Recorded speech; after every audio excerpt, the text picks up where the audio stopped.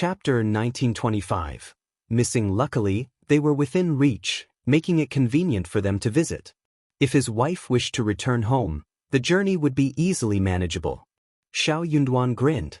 Just wait a bit, Tao Tao's wedding is set for next spring. You'll have the perfect opportunity to return then. With the pleasant spring weather, you could extend your stay here a few more days.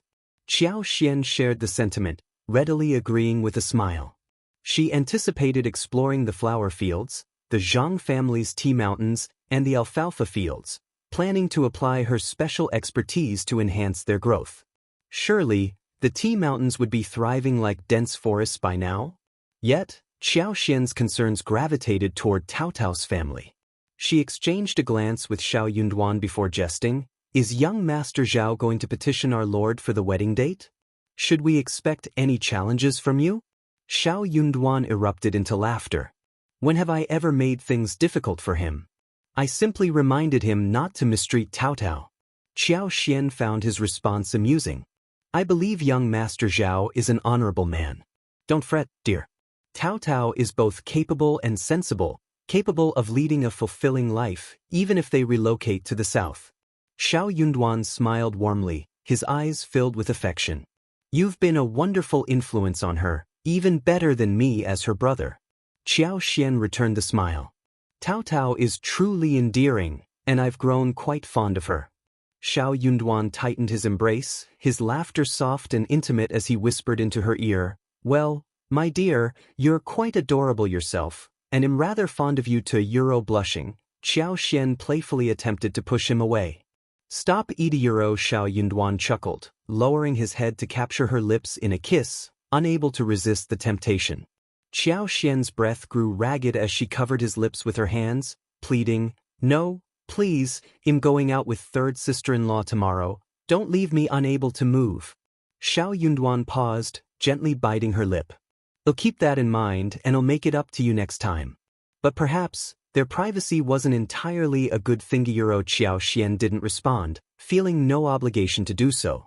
What did he mean by making it up to her? Xiao Yunduan wasn't ready to give up easily.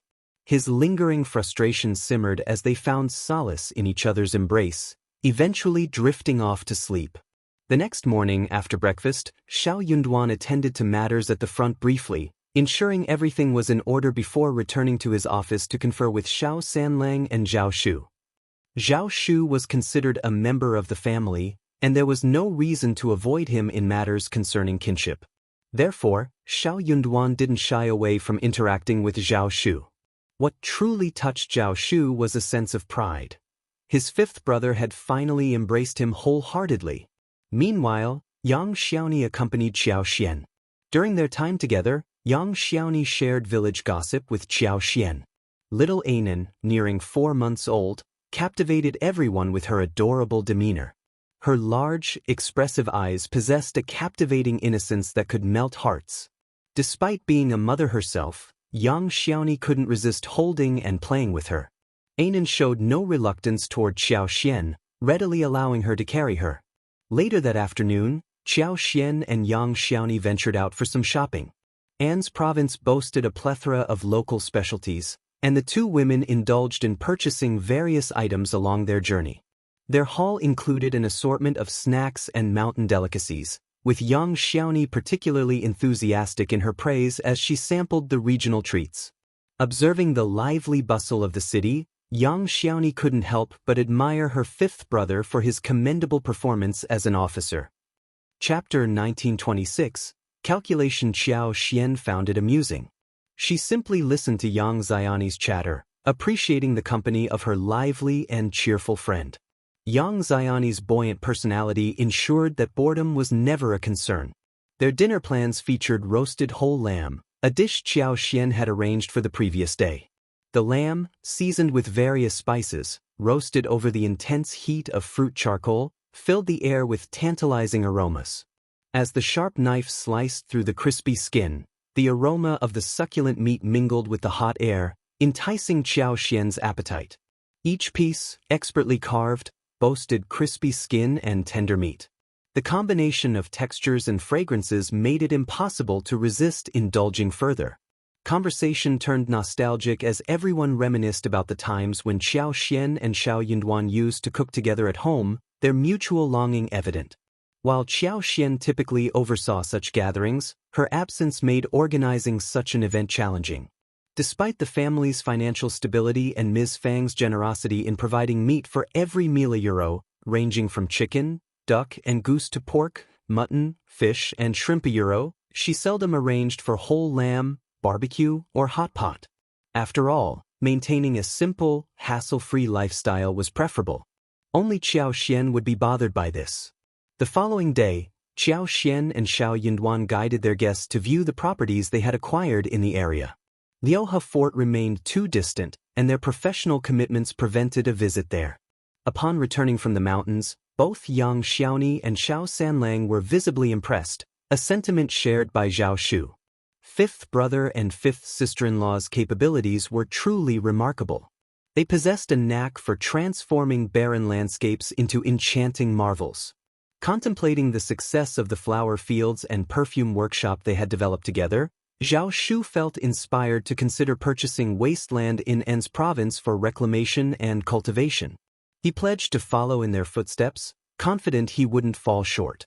After spending 8 days in En's province, the group faced the encroaching chill of mid-November. With the new year approaching, they reluctantly bid their farewells, unable to prolong their stay any further. Yang Xiaoni couldn't bear to part with Ainen, expressing regret that her mother hadn't witnessed her adorable and well-behaved grandchild. It was evident that Yang Xiaoni cherished Ainen deeply. Observing Yang Xiaoni's affection, Xiao Xian couldn't help but feel pleased. Despite having her own son, Yang Xiaoni displayed no fear of Ainen encroaching on her grandmother's affection. Xiao Xian admired her sister-in-law's open-mindedness. Indeed, Zhao Shu had approached Xiao Yunduan regarding the wedding date. However, Xiao Yunduan didn't deem it appropriate for his parents to make the decision. Preferring a collaborative approach, he advised Zhao Shu to confer with his own parents. Once a date was agreed upon, Xiao Yunduan promised to inform them via letter. While Xiao Yunduan couldn't return home, Xiao Xian could make the journey, and she planned to bring Ainen along to meet the family. Zhao Shu's joy knew no bounds. With a radiant smile, he exclaimed, "Thank you, fifth brother." He eagerly revealed that he had nearly finalized discussions with his in-laws. The wedding date was set for February of the following year. Coincidentally, as the weather grew warmer each day and with the spring plowing season yet to commence, everyone found themselves with ample free time. Zhao Shu had already procured a spacious residence in Heshan County, nearing completion of its renovation. Betrothal gifts from Jiangnan had been steadily transported over. They were poised to formally present the betrothal gifts before the new year. When the time arrived, the wedding would take place in Heshan County. After accompanying Tao Tao back to her ancestral home 3 times, they would proceed to Zhao Shu's ancestral home to pay respects to her ancestors. Chapter 1927. Plotting for a long time, Zhao Shu talked non-stop, explaining the series of arrangements. It could be seen that this person had been plotting for a long time and had a plan. Xiao Yunduan found himself at a loss for words. He teetered between laughter and tears, though he couldn't deny the touch of sentimentality that Zhao Shu's words evoked. Deep down, Xiao Yunduan acknowledged Zhao Shu's genuine affection for Tao Tao, even if he wouldn't openly admit it. Xiao Yunduan's lack of objection to Zhao Shu's plans signified his tacit approval. However, the distance between Jiangnan and Heshan County posed a logistical challenge. While it would be relatively easy for Tao Tao to visit Xiao Xian and himself in the future, returning to Shouting Village would prove more cumbersome. This realization left Xiao Yunduan feeling a tinge of sadness. Similarly, Yang Xiaoni was reluctant to part ways with Xiao Xian. She continually reminded her friend to bring Ainen home as soon as the weather warmed after the new year. The longing for their presence at home, especially for Ainen, was palpable. Moreover, the prospect of returning to the mountains ignited Xiao Xian's excitement. The mountains held a special allure, promising joy and adventure. Yet, amidst the anticipation, thoughts of Qi lingered, casting a melancholic shadow over her spirits. Yang Xiaoni's emotional outburst, verging on tears, both saddened and amused Xiao Xian. With a gentle smile, she acquiesced and gently urged them to depart. As they bid farewell, the realization dawned that the capital lay thousands of kilometers away from An's province, underscoring the vast distance separating them. Under ordinary circumstances, the authorities in the capital wouldn't bother with a remote and seemingly inconsequential region like An's province. The banditry issue in An's province was severe, yet it largely went unnoticed by the capital's elite. Given the considerable distance between them, the question remained, could the bandits of An's prefecture truly pose a threat to the capital? As long as rebellion wasn't raised and casualties remained minimal, the imperial court showed little interest. However, An's province held significance due to Xiao Yunduan's involvement, drawing attention from various quarters. Xiao Yunduan's eradication of all bandits in Anzizhou sent shockwaves to the capital upon its dissemination. The court was astounded by Lord Xiao's multifaceted capabilities. He demonstrated not only academic prowess but also adeptness in combating banditry. His mastery of both scholarly and martial arts disciplines was unparalleled. For over a decade, the banditry issue had plagued An's province. Yet, in a short span, Lord Xiao managed to resolve it. The news left many incredulous. Who would have dared to doubt Lord Xiao's abilities now? Those who anticipated Lord Xiao's failure, waiting for him to falter and seek refuge back in the capital, found themselves deeply embarrassed by his remarkable achievements. Upon learning of these developments, Tian Shanshan was overcome with excitement, unable to sleep the entire night. Her mind raced, her heart ablaze with fervor. Clutching her chest, her flushed face and shining eyes betrayed her exhilaration. Lost in a daze, she wore a blissful, intoxicated smile. Her instincts had proven correct. She had never doubted his capabilities. Even in the remoteness of exile, he remained resolute and formidable. His unwavering confidence and tenacity yielded remarkable results. No one else could compare. The more Tian Shanshan dwelled on it, the more impassioned she became. The peculiar sense of pride and admiration nearly overwhelmed her, engulfing her in happiness. Yet, thoughts of Qiao Xian tempered Tian Shanshan's fervor, gradually chilling her once heated heart. Anger and resentment surged within her, fueling a desire to rid herself of Qiao Xian as quickly as possible. Why was he accompanied by a mere concubine's daughter and not her?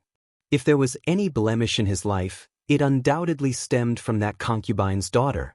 Such a person was unworthy of him, yet he remained oblivious or chose to ignore it.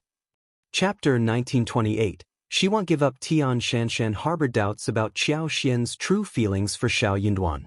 In her view, genuine love wouldn't sabotage one's partner's future but rather empower them.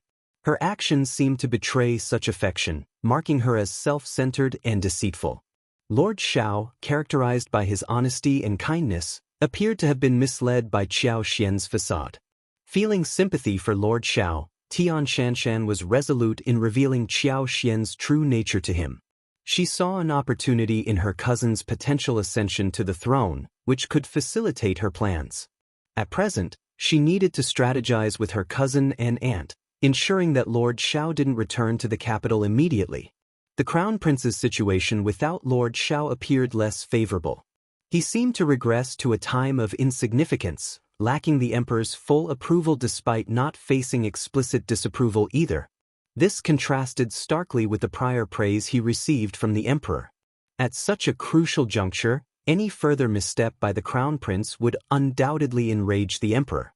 The Crown Prince couldn't contain his elation upon hearing of Xiao Yunduan's successful eradication of the bandits. His trust in the character of the person he admired swelled within him.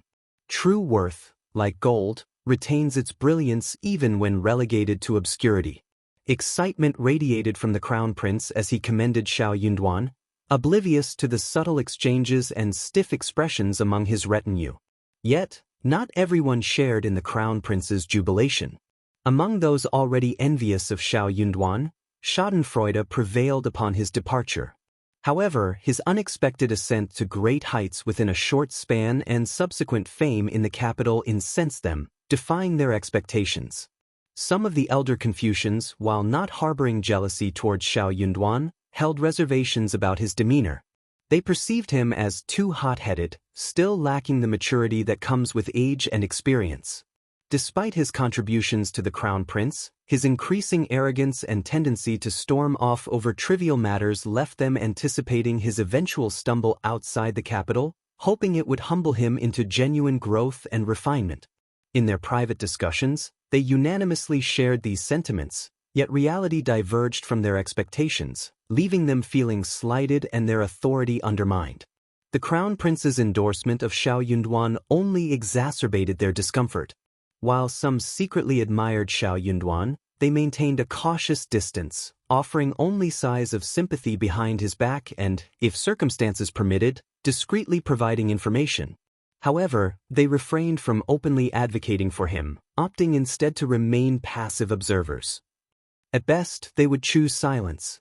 Unaware of this undercurrent, the crown prince considered Xiao Yunduan and his advisors as kin, all part of his inner circle.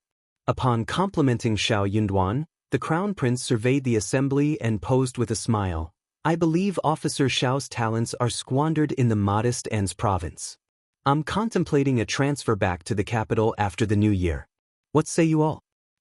Chapter 1929. Obstruction. As soon as the crown prince broached the topic, a silent exchange swept through the assembly, a tacit acknowledgement of expectations being met. However, this realization stirred a myriad of uncomfortable emotions within them. "Crown Prince, perhaps we ought to tread cautiously in this matter. The distance between An's province and the capital spans 500 kilometers. It's imperative we thoroughly scrutinize the situation there. Any missteps or oversights could inadvertently implicate Your Highness." The sentiment found unanimous agreement among the gathered advisors. Indeed, a more circumspect approach is warranted.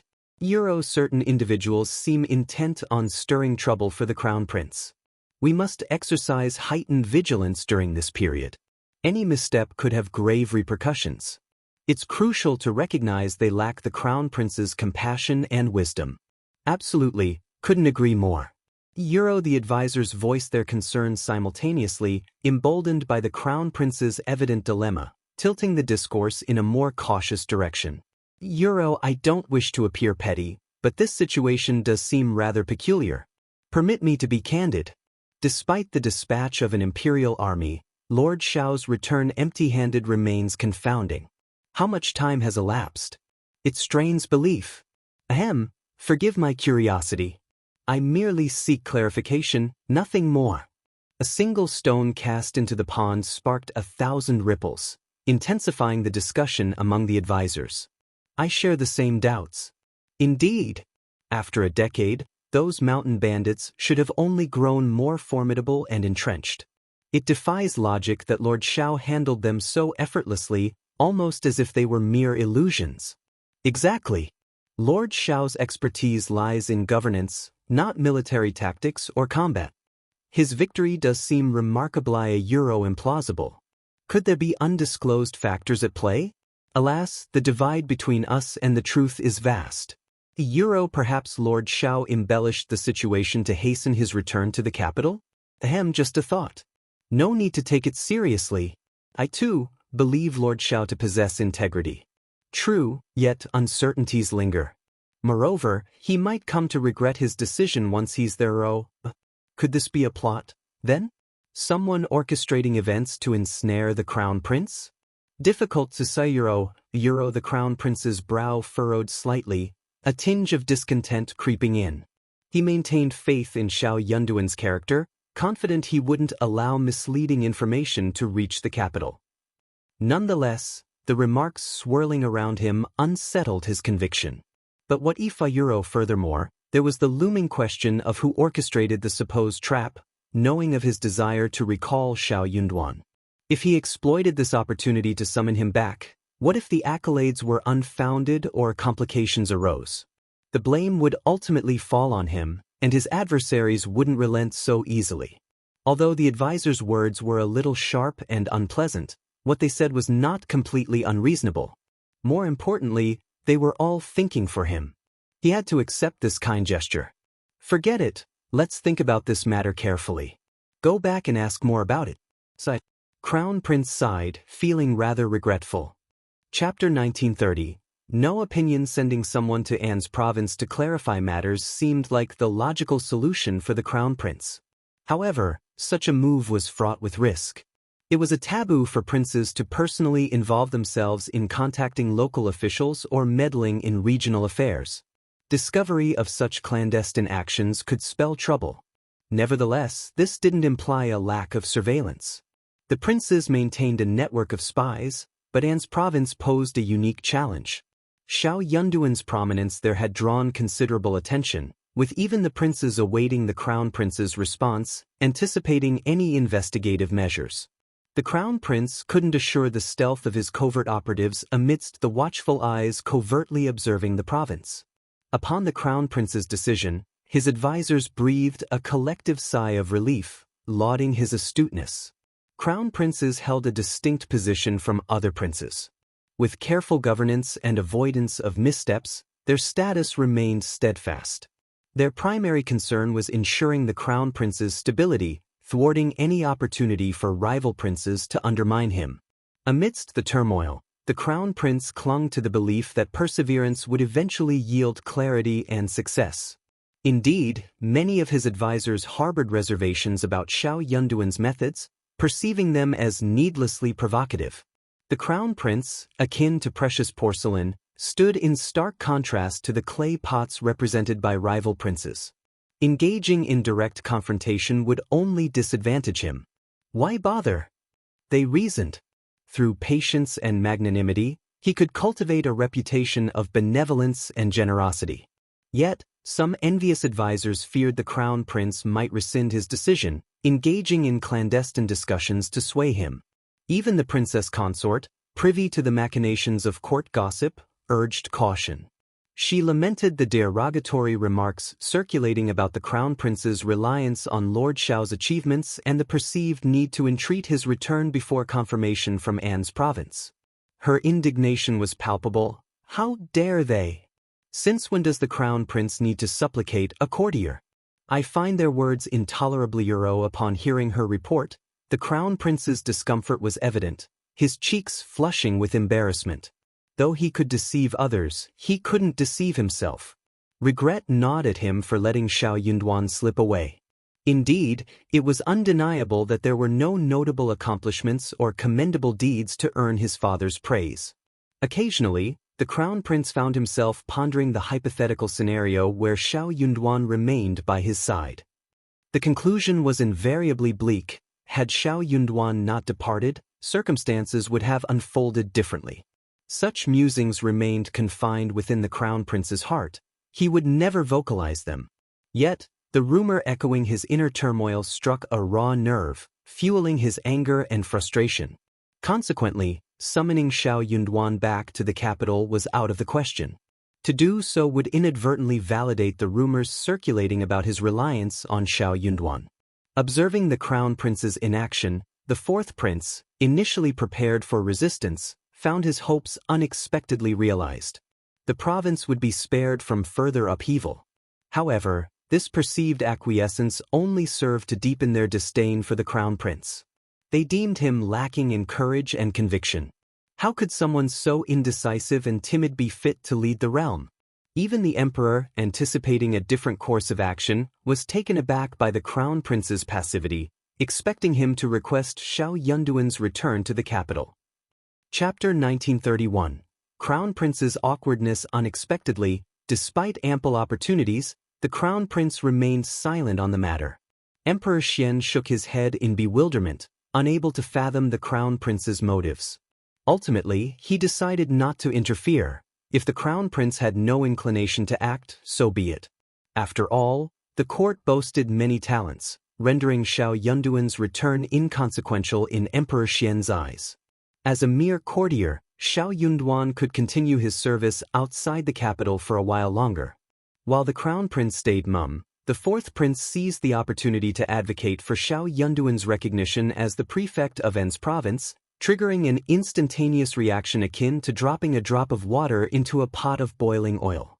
Courtiers instinctively turned their gaze towards the crown prince. Even Emperor Xian cast a sidelong glance in his direction. The crown prince's body tensed, his cheeks flushing with heat. Only through sheer self-discipline and inner fortitude did he manage to suppress his embarrassment. How could it not be awkward? Xiao Yunduan's unwavering loyalty and service to him were common knowledge throughout the court. Xiao Yunduan's significant contribution to combating the bandits was brought to attention by the fourth Prince Yuro, a move that felt like a direct affront to the crown prince. Regardless of the fourth prince's sincerity, his actions had undeniably stung the crown prince. Suppressing his simmering anger, the crown prince forced a smile. Indeed, fourth brother is correct. Lord Xiao's efforts have been invaluable in quelling the turmoil. He truly deserves recognition. Absolutely, the fourth prince chimed in, radiating satisfaction. Father, Lord Xiao's achievements at such a young age demonstrate his exceptional talent. It appears his decision to depart the capital was wise. With a few more years of experience and stability, he'll undoubtedly become a cornerstone of our empire's future. Therefore, not only should we reward him, but we should do so generously. The crown prince's embarrassment deepened, rendering him stiff and speechless. Yes, Yuro the emperor offered a mysterious smile and nodded approvingly. Both the crown prince and the fourth prince speak wisely. Xiao Yunduan's contributions merit recognition. He shall receive 100 taels of gold, a pair of white jade walls, and royal brocade. Furthermore, he shall be appointed as an official to govern a region for the betterment of its people. Do not disappoint me. Implicit in his words was the assurance that Xiao Yunduan would still have an opportunity to return to the capital in due time. With the emperor's endorsement, it seemed inevitable that Xiao Yunduan would achieve remarkable success upon his return to the capital. The fourth prince, acknowledging the emperor's wisdom, offered his respectful acquiescence, followed by the crown prince echoing the sentiment. After the court adjourned, officials from the Ministry of Personnel and the Ministry of Political Affairs busied themselves drafting the decree, assembling rewards, and deliberating over who would be dispatched to An's province to deliver the decree. Returning to the crown prince's residence, the crown prince could no longer contain his frustration. The fourth prince's actions were despicable. The visceral disgust lingered within him, no longer needing suppression in private. His face flushed with heat as he recalled the scrutiny directed at him when the fourth prince broached the matter. Slamming his palm against the table, he ground his teeth in frustration. Similarly, the advisors in the Eastern Palace seethed with envy and boredom. Already envious of Xiao Yunduan, their jealousy intensified further. What had Xiao done to warrant such favor? The fourth prince audaciously claimed credit for him, and yet the emperor refrained from verifying the situation in An's province, instead rewarding him outright. Though absent from the capital, Xiao Yunduan remained in the spotlight, exacerbating their sense of inadequacy. How could they not feel resentful? It rendered them feeling utterly impotent and irrelevant. Chapter 1932. I don't believe it, but I have suspicions. As discussions surrounding Xiao Yunduan proliferated within the crown prince's vicinity, suspicion began to gnaw at him. He entertained the notion that Xiao Yunduan might be colluding with the fourth prince, or worse, had defected to his side. After all, why else would the fourth prince advocate for him so vehemently? It seemed utterly illogical, yet the crown prince couldn't bring himself to believe it. While others might be unaware, he knew firsthand the extent of the fourth prince's past transgressions, nearly causing harm to Qiao Xian. Given this history, Xiao Yunduan would never align himself with the fourth prince. Moreover, he trusted Xiao Yunduan's integrity. He was not one to betray his principles. However, a lingering unease lingered within him. Despite his trust in Xiao Yunduan, he couldn't shake off the resentment he harbored towards the fourth prince. Though unspoken, the grudge weighed heavily on his heart. Yet, he refused to let this cloud his judgment and reject the fourth prince's well-intentioned gestures out of spite. Perplexed, the crown prince couldn't comprehend the fourth prince's fixation on Ms. Qiao. Wasn't she doing well now? Their past should be behind them. Why was the fourth prince so fixated and vindictive about a woman? In essence, the crown prince dismissed the rumors regarding Xiao Yunduan but remained suspicious nonetheless. The princess consort was incensed upon learning of the situation in court. Addressing the crown prince, she vented her frustrations, questioning Xiao Yunduan's motives and expressing disbelief at the fourth prince's advocacy for him. To her, it seemed inexplicable and concerning. She voiced her doubts about whether Xiao Yunduan remained the same person they once knew, given the distance and lack of communication. She urged the crown prince not to dwell on Xiao Yunduan's actions, dismissing him as unworthy of the crown prince's generosity. Merely a minister, she reasoned, he had no right to throw tantrums in the crown prince's presence. Instead, she encouraged the crown prince to focus on the upcoming spring quarter examination, assuring him of the abundance of talented individuals awaiting discovery. The crown prince, swayed by the princess consort's words, found himself growing increasingly displeased with Xiao Yunduan. Reflecting on the princess consort's counsel, he couldn't help but smile. Indeed, the spring quarter examination was imminent, offering an opportunity to recruit fresh talent. With the empire teeming with potential, there was no shortage of options. Meanwhile, in An's province, Qiao Xian and Xiao Yunduan enjoyed a newfound sense of ease. With worries lifted, they approached their tasks with renewed vigor. Qiao Xian revisited Liuhe Fort, where Songshi, Lu Fu, Yang Mu, and their cohorts had already made remarkable progress in repairing the roads.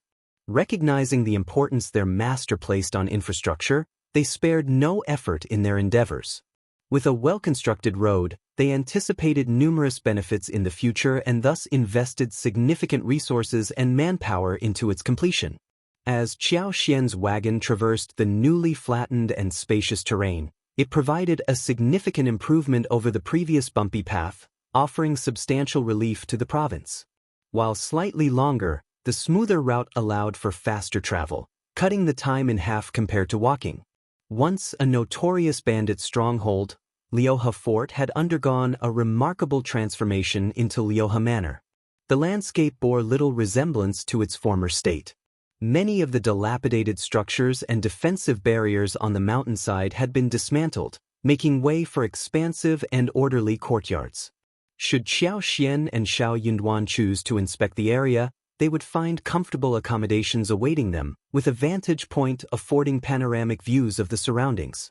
Construction was also underway at the foot of the mountain, where the foundations of a new manor were rapidly taking shape. Various essential facilities were being erected, including servants' quarters, warehouses, tool sheds, and storage yards. Additionally, specialized spaces for handling and drying medicinal herbs were being established, along with a transparent workshop dedicated to herbal processing.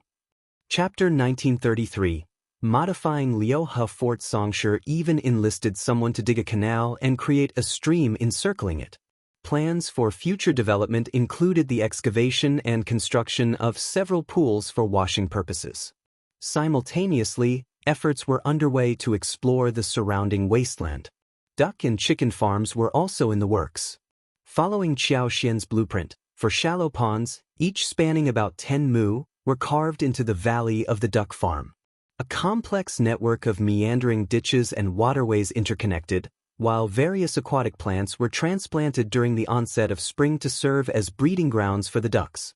The bustling activity painted a vibrant scene. Over 600 individuals were engaged in various tasks, effectively absorbing surplus labor from nearby villages and towns. Songshi, Lu Fu, and Yang Mu tirelessly oversaw operations day in and day out. Despite having a few capable assistant stewards, decisions still rested heavily on their shoulders. Even Mian Mian lent a helping hand frequently. Qiao Xian had already instructed Yuezhing Xiao to procure assorted seeds and prepare fruit trees for planting. Gradually, the landscape transformed in accordance with Qiao Xian's vision. Her satisfaction seemed to foreshadow a prosperous future. Workers understood the significance of their labor and envisioned the potential of the area. Conversations buzzed with praise and envy for the promising future that lay ahead. They had seen landlords' manors before, but never had they witnessed one with such an enticing layout that stirred envy and longing. Chickens and ducks roamed freely amidst scattered medicinal herbs, while clear canals and streams meandered throughout the grounds. Fruit trees adorned every corner. How vibrant it would be! The local farmers who arrived for work couldn't help but be drawn in by the sight, their curiosity piqued. Following discussions at home, Madame Xiao ensured they were generously compensated, never failing to deliver on payment. The Xiao family stewards overseeing the work fostered a friendly atmosphere, devoid of harsh reprimands or condescension. Madame Xiao's integrity was unquestionable. Given Madame Xiao's assurances, it seemed sensible to cultivate herbs at home. With guidance from Madame Xiao's staff, managing them wouldn't be a hassle. Selling the herbs back to her could potentially yield some profit. Though only a fraction of the village population entertained such thoughts, it proved sufficient. Those who shared similar aspirations convened and sought out Xianxia. To Song's, his surprise, he found himself apprehensive about the situation. This endeavor was entrusted to him by Madame. If people sought him out, it would align perfectly with his objectives. With conviction, he reassured them that Madame's promises were ironclad. How could Madame deceive them? However, if he aimed to cultivate a substantial quantity of these medicinal herbs for profit, he would need to allocate at least 2 mu of land.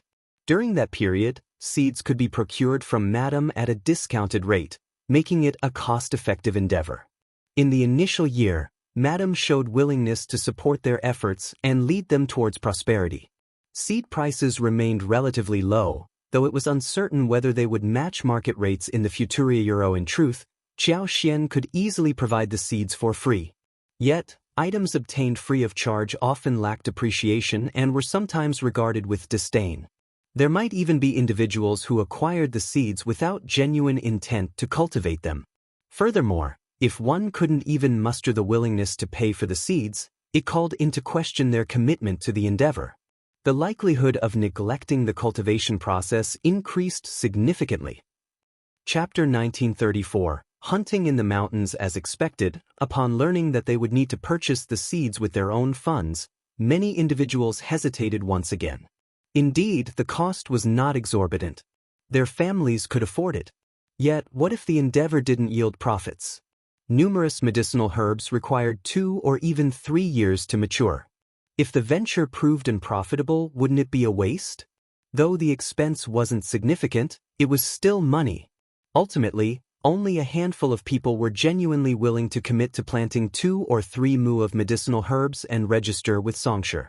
On average, there were merely 2 or 3 families per village willing to participate. The largest village boasted 5 families, while some had none at all. As Xianxia prepared to relay the outcome to Xiao Xian, she greeted him with a smile and a nod. Just as I anticipated, the number of participants is sufficient. Keep track of the list, and remember to provide me with updates. Relieved that he wasn't reprimanded, Xianxia readily agreed. Come early December, with favorable weather prevailing, Xiao Xian's long-awaited desire was finally realized. Xiao Yunduan seized the opportunity to venture into the mountains for a hunt, accompanied by Yi, Zheng Sang, Wu Guan, Mian Mian, Li Xia, while Sun Bai, Sun Qian, and Hang Xingshan remained behind to safeguard the state office. Ainan was still too young to accompany them into the mountains. Before dawn, the group of nearly 20 individuals mounted their horses and set out.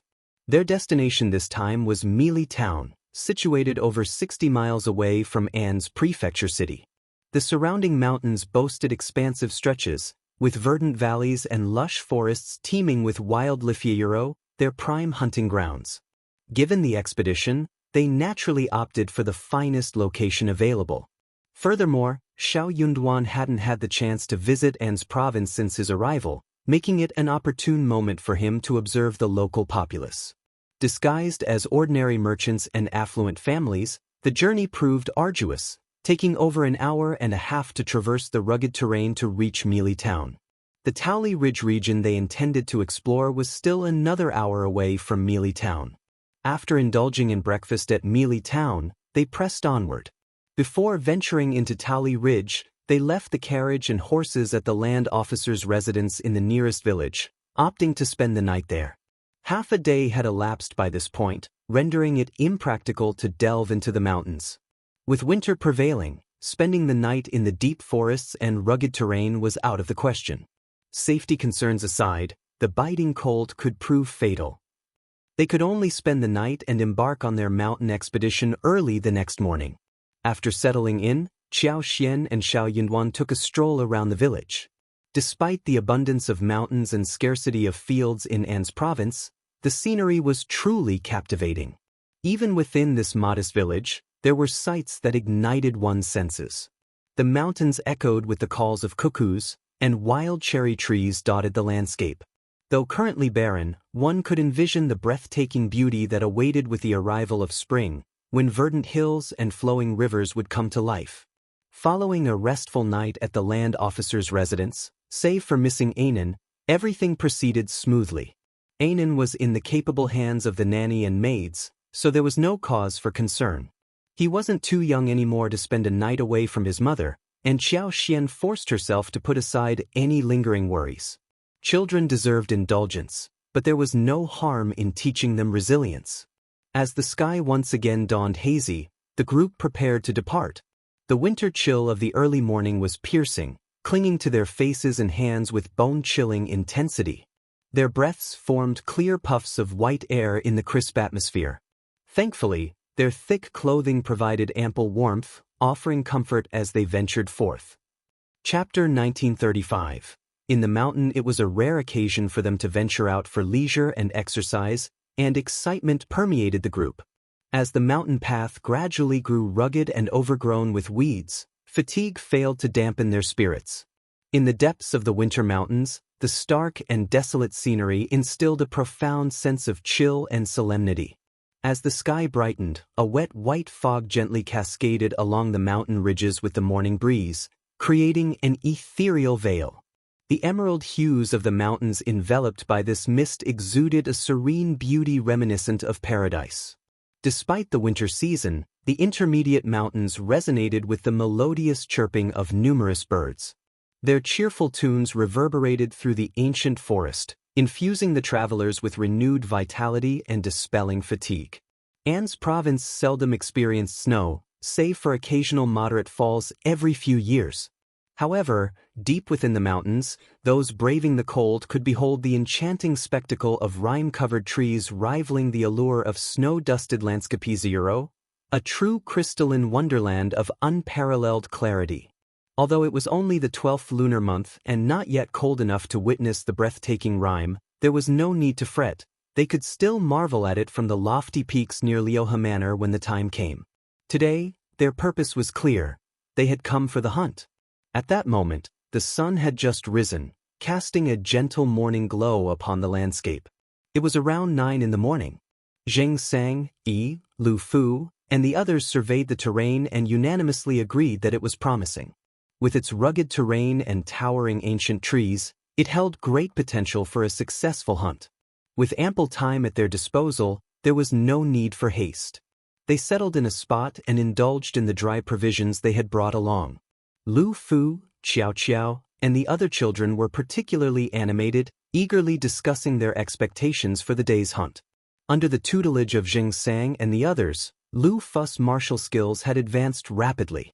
He even expressed his desire to bag 2 significant prey for his lord and madam, much to Xiao and the others' envy. Caught between amusement and concern, Xiao Yunduan cautioned, "The mountain is fraught with peril, and you are still young. Don't take unnecessary risks. Confronting wild beasts could have dire consequences." Lu Fu grinned mischievously. "They'll stick close to Uncle Zheng. Don't worry, Lord." Xiao Xian chimed in with a smile. "If you encounter a wild boar, make sure to flee. They're the kings of the mountains, and you shouldn't provoke them unless you're confident." Lu Fu's eyes widened in astonishment and admiration. Yes. Madam knows about this too." Mian Mian and Xiao echoed in unison. "Madam knows everything." Laughter filled the air, Xiao Xian included. After a simple meal, the group dispersed to search for prey in the mountains. This terrain was beyond compare for the average person. The mountains were rugged, the vegetation dense, and countless birds and beasts lurked amidst the foliage. Yet, success in hunting still relied on luck. Despite the challenges, the group exuded confidence, bolstered by their numbers and collective experience. Zheng Sang had already delegated scouts to forge ahead and leave markers along the path, while the rest followed at a distance. Walking alongside the team, Xiao Xian grasped Xiao Yunduan's hand and communicated with the plants as she moved. With a gentle sweep of her power, she surveyed everything within range. Their surroundings teemed with wildlife: pheasants, grouse, mountain eagles, wild rabbits, roe deer, foxes, squirrels, musk deer, mountain katsuro. A diverse array of birds and beasts populated the landscape. Chapter 1936. Chasing prey. Xiao Xian's keen eyesight caught sight of a massive wild boar, its thick fur resembling that of a calf. With long, sharp tusks and fierce, beady eyes, it exuded an aura of intimidation that sent shivers down the spines of onlookers. For the time being, they hadn't encountered any tigers or wolves. In truth, Xiao Xian harbored a desire to stumble upon herds of wild sheep or deer. With their ample numbers, it would be relatively easy to hunt them, and the meat would undoubtedly be succulent. Before long, the group began to see results. In the blink of an eye, they had acquired several more hares, pheasants, and grouse. I even managed to bag a deer weighing approximately 20 kilograms, eliciting cheers of joy from everyone. At least they had successfully hunted a substantial prey. Even if they couldn't catch larger game, the smaller catches of wild rabbits and pheasants made the trip worthwhile. The mountain range was abundant with medicinal herbs, but their value wasn't particularly high. Unable to collect and store them in her interspace, Xiao Xian reluctantly left them behind. Xiao Yunduan remained steadfast in his protective stance, refusing to let her wander alone in such unfamiliar territory. He kept her close, tightly holding her hand. Despite feeling a twinge of regret for abandoning her clandestine plans, Xiao Xian conceded to her husband's overprotectiveness, feeling a sense of helplessness. Soon, they stumbled upon 2 large Ganoderma lucida mushrooms, each at least 300 years old. Recognizing their value, Xiao Xian nonchalantly led the group in their direction. Coincidentally, they stumbled upon the mushrooms from afar, much to everyone's delight. Zheng Sang carefully climbed the cliff to retrieve them. They carefully wrapped the Ganoderma lucidum in several layers of tree leaves and placed them in a small basket. Amidst laughter, everyone remarked that it was wise to follow Lord and Madam. After all, this Ganoderma lucidum had thrived for countless years, rendering it priceless. Merely laying eyes on it was a treat in itself. Xiao Xian smiled and declared, "Everyone will receive a portion of today's harvest, including the Ganoderma lucidum. Upon returning, assess its value, and everyone will receive their share." As for the Ganoderma lucidum, it naturally belonged to her. The others would offer it to her. According to the rule of mountain exploration, anyone who spotted valuable finds would receive a portion, regardless of age. However, Xiao Xian and Xiao Yunduan were the principal members of the expedition, not equal partners. It was ultimately their decision whether to distribute it to others. Upon hearing Xiao Xian's generous offer, everyone expressed gratitude with smiles on their faces. No one would complain about having too much wealth. Subsequently, they stumbled upon over 5 kilometers of wild Gastrodia elata. If not for Xiao Xian and Xiao Yunduan's familiarity with each other, they might have overlooked it. The others had heard of Gastrodia elata but were unaware of its location. Their joy knew no bounds. They considered themselves incredibly fortunate to be amidst such bounty in the depths of the mountain. Xiao Xian feigned indifference when she encountered various mundane herbs, choosing to overlook them. The depths of the mountains were brimming with treasures beyond count. Trying to gather them all would be an impossible feat, detracting from their primary objective of hunting. In addition to the myriad of herbs, the mountains also yielded an abundance of wild fruits. Xiao Xian even stumbled upon wild kiwi fruit trees. However, given that she already had kiwi trees in her interspace and some in the orchard in Yuzhong Province City, she paid them no heed. She made a mental note to plant some in Liuhe Manor at a later time. Chapter 1937. Personally reasonable Wu Guan's discovery of a wild deer herd sparked excitement among everyone. With it still being before noon, they swiftly decided to give chase. After thorough discussion and planning, they aimed to catch up with the herd and hunt down 5 to 6, or even 7 deer. Following the hunt, they would take a break to roast some pheasants and hares for lunch before heading back. Anticipation ran high among the group. Wild deer herds were a rarity, even in the forests of En's province. It was said that sightings were few and far between, and even the most seasoned hunters couldn't guarantee success. It all came down to luck. Today, luck seemed to be on their side. The deer herd's pace was neither fast nor slow, but traversing the rugged terrain slowed their progress. Additionally, wild deer were inherently vigilant, easily spooked by the slightest disturbance, often vanishing into the forest. As they drew nearer, caution became paramount, further slowing their advance.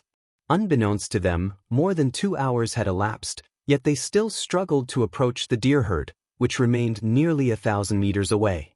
They were wary of making too much noise, fearing it would startle the deer herd and lead to a missed opportunity. A significant loss for the day. Despite their mounting anxiety, they refrained from acting impulsively, determined not to abandon the chase. Hour after hour passed, their pursuit relentless.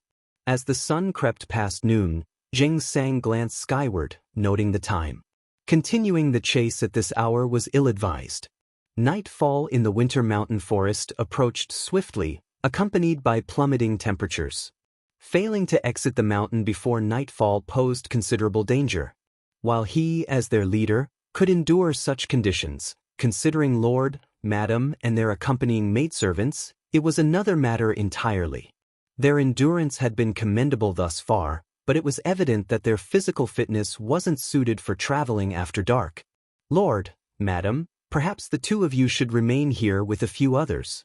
Well, continue the chase. If we haven't caught up within half an hour, well, return. It's getting late, and we should prepare to leave the mountain, Xianxia suggested in a hushed tone to Xiao Xian and Xiao Yunduan. Xiao Yunduan found merit in the suggestion. Considering their successful day, he assumed his wife would be content.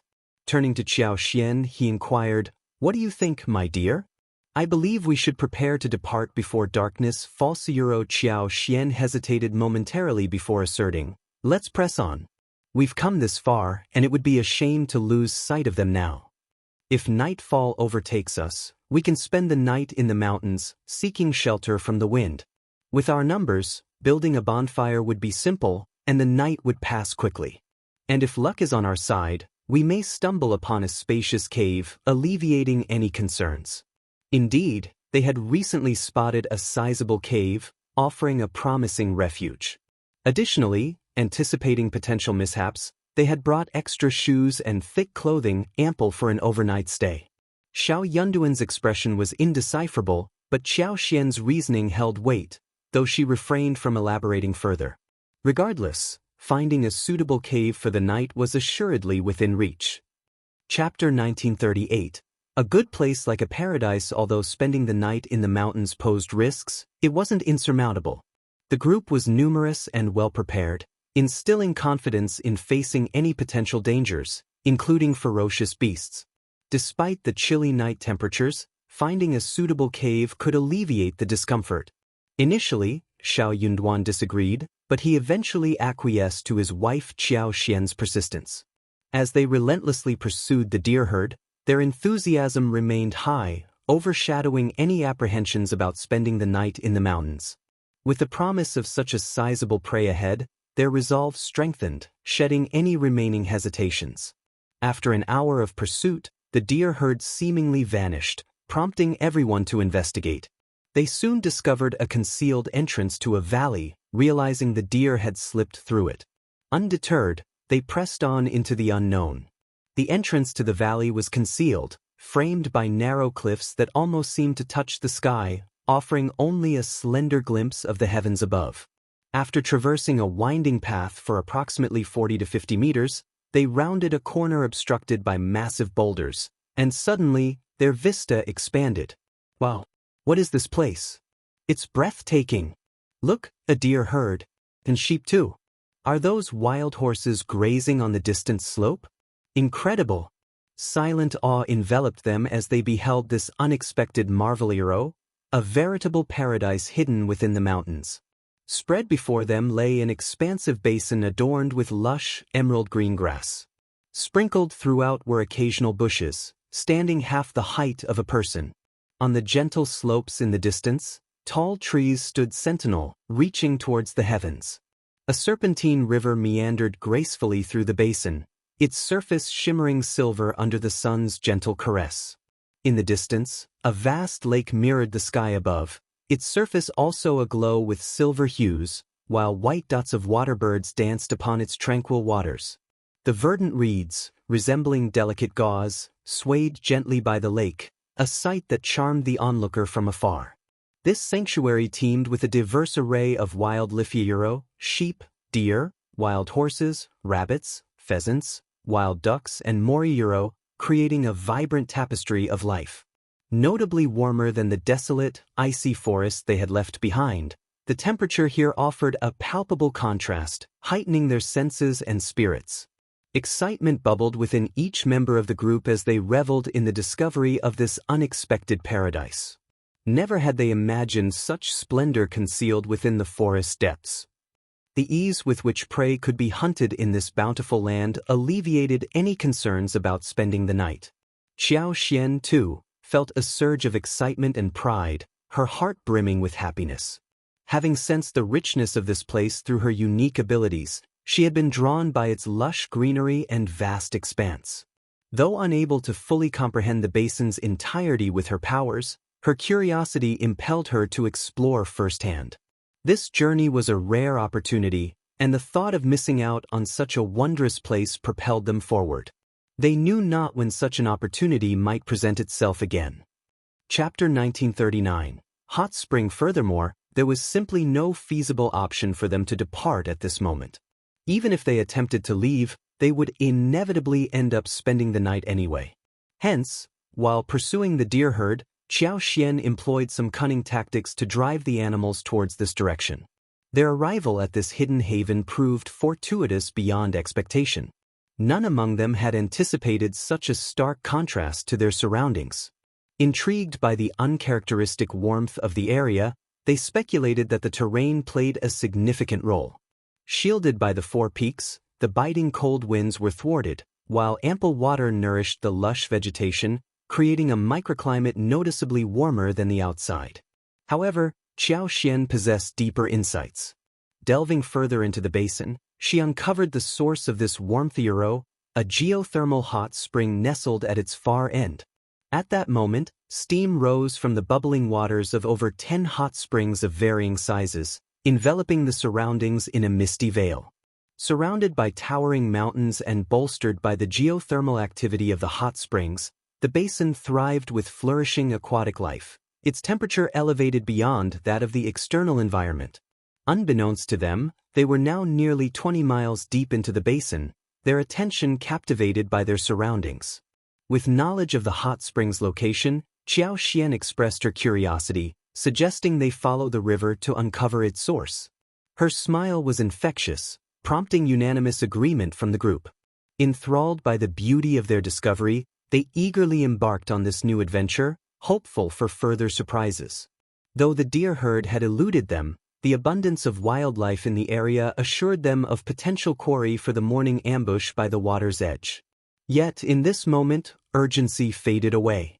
They strolled leisurely, the path now accommodating and pleasant.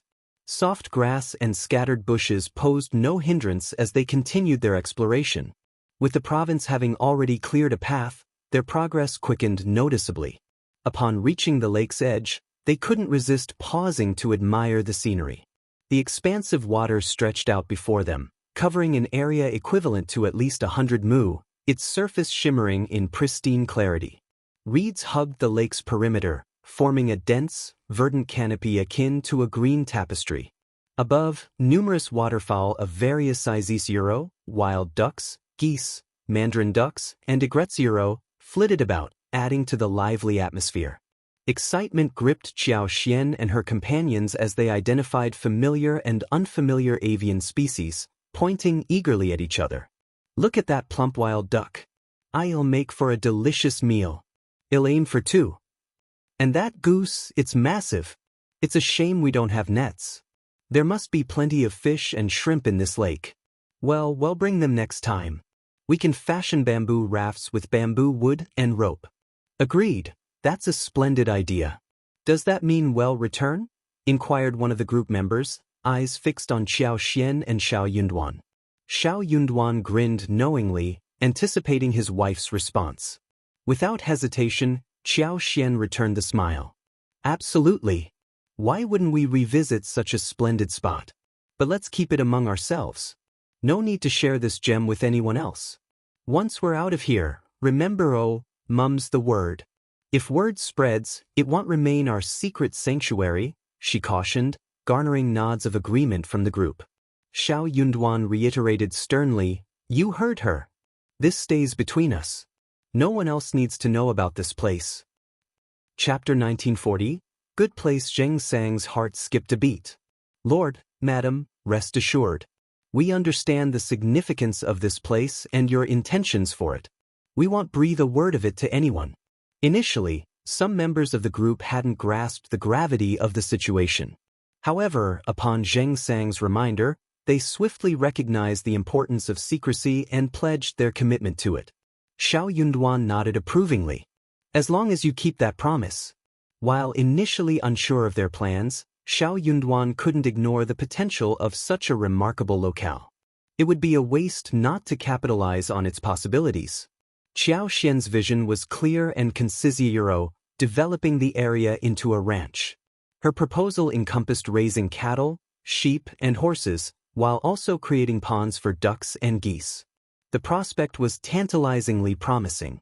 With its natural beauty, ample space, and concealed location, the area seemed tailor-made for such endeavors. Surrounded by mountains on three sides and with a narrow entrance, its defenses were formidable. Their brief sojourn by the lake only heightened their curiosity, fueling their eagerness to explore every corner of the basin and unlock its full potential. As the day waned, the sun's rays softened, casting gentle hues across the basin.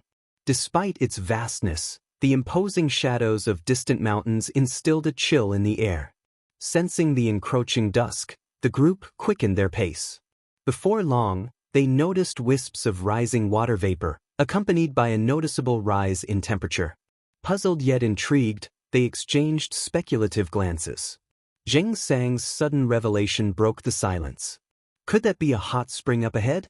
It would explain the warmth, especially in winter. Wu Guan's eyes widened in realization. It seems likely, but the intensity of the steam. This must be an exceptionally large hot spring. I've never seen anything like it. Indeed, echoed the others in agreement. Those unfamiliar with hot springs, like Lu Fu, Xiao Qiao, and the rest, bombarded Wu Guan with questions, eager to comprehend this natural phenomenon. As Wu Guan elucidated, their eyes widened in astonishment, their anticipation for what lay ahead heightened. The idea of naturally heated spring water bubbling up from the earth without the need for firewood seemed almost magical. With laughter and excitement, they hastened their steps toward the basin's end. True to their expectations, a vast hot spring awaited them, enveloped in swirling steam. The warm vapor caressed their faces, inducing a sense of relaxation and tranquility. Confronted with such a welcoming sight amid winter's chill, none could resist the allure of warmth. As they crouched beside the water, Xiao Qiao and the others eagerly dipped their hands in, exclaiming in delight, "Wow, it's really hot! So comforting and magical! What a marvelous discovery! It's incredibly convenient." Their spirits lifted, they settled into comfortable spots to wash their hands and faces. Xiao Xian issued a cautionary reminder, advising everyone to test the water's temperature beforehand to avoid any burns. Some sections were as scalding as boiling water, posing a risk of injury. Even Xiao Xian and Xiao Yunduan indulged in the ritual of cleansing their hands. Tempted by the natural hot spring, Xiao Xian entertained the notion of taking a bath. However, given the circumstances, it was clearly impractical. It wouldn't be appropriate for her, as the prefect's wife, to partake in such a leisurely activity in the wilderness, especially with so many subordinates present. Such behavior would be deemed impolite and improper. Regrettably, she had to resign herself to the reality of the situation. Chapter 1941. Build a hot spring villa. Xiao Yunduan couldn't help but notice his wife's contemplative gaze fixed on the hot spring water. He knew what she was thinking, and he found himself entertaining similar thoughts. Approaching Xiao Xian with a smile, he suggested, "Dear, how about we establish a hot spring villa here? It's not far from An City, And we could spend a few days here. Xiao Xian's smile mirrored his own. I was just about to suggest the same thing. Building a hot spring villa here wouldn't be too complicated, just a wooden house would suffice. Beyond this basin lies the ancient forest, teeming with resources. Even without venturing out, we have lakes, rivers, and abundant prey right here. Xiao Yunduan nodded in agreement. Come spring, when the weather warms up, we'll arrange for its construction. Excitedly, Xiao Xian added, I'll design the villa to incorporate the hot spring directly. Perfect. Their eyes met, brimming with shared enthusiasm as they delved into planning. With nightfall approaching, preparations for dinner and lodging commenced. Zheng Sang, Wu Guan, and the others, well versed in the routine, required no instruction from Xiao Yunduan and Xiao Xian. Wu Guan led 2 individuals to scout for a suitable campsite, while Yi, Mian Mian, Xiao Qiao, and Lu Fu set about handling the prey. Some ventured to gather firewood, while others prepared a space for a bonfire and barbecue. Mian Mian and the others set to work downstream of the hot spring, where the warm water made it convenient to remove fur and wash the prey without fear of freezing hands. Today's catch of wild pheasants, hares, wild ducks, and grouse was swiftly cleaned in the soothing warmth of the water. Meanwhile, he attended to the deer he had hunted, slicing the meat into pieces and threading them onto tree skewers. Once skewered, they sprinkled a mixture of seasonings over the meats, allowing them to marinate and enhance their flavor for the upcoming roast. The abundance of trees on the hillside provided an ample supply of dead branches, easily gathered for firewood. Returning with their finds, the group wasted no time in starting fires. With nearly 20 people present, 2 fires were lit, ensuring everyone could partake in the cooking process. As the flames crackled and danced, each person took charge of roasting their own skewered meat. Mian Mian and Xiao Qiao, aware of Xiao Xian's preference for chicken wings, thoughtfully skewered 3 pairs for her. They also prepared marinated wild duck legs, wild chicken legs, and succulent skewers of deer suet. Knowing Xiao Xian and Xiao Yunduan might not finish them all, they ensured there was plenty to share with the group.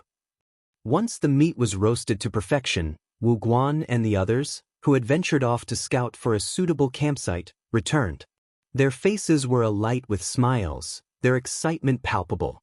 It was evident they had secured a favorable spot for the night. Thanks to Lord and Madam, Wu Guan began, we stumbled upon a cave atop a nearby hill. Upon inspection, we found it spacious and dry.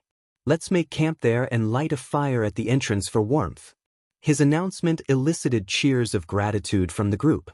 Indeed, thanks to Lord and Madam, we have a comfortable place to rest tonight. No worries at all.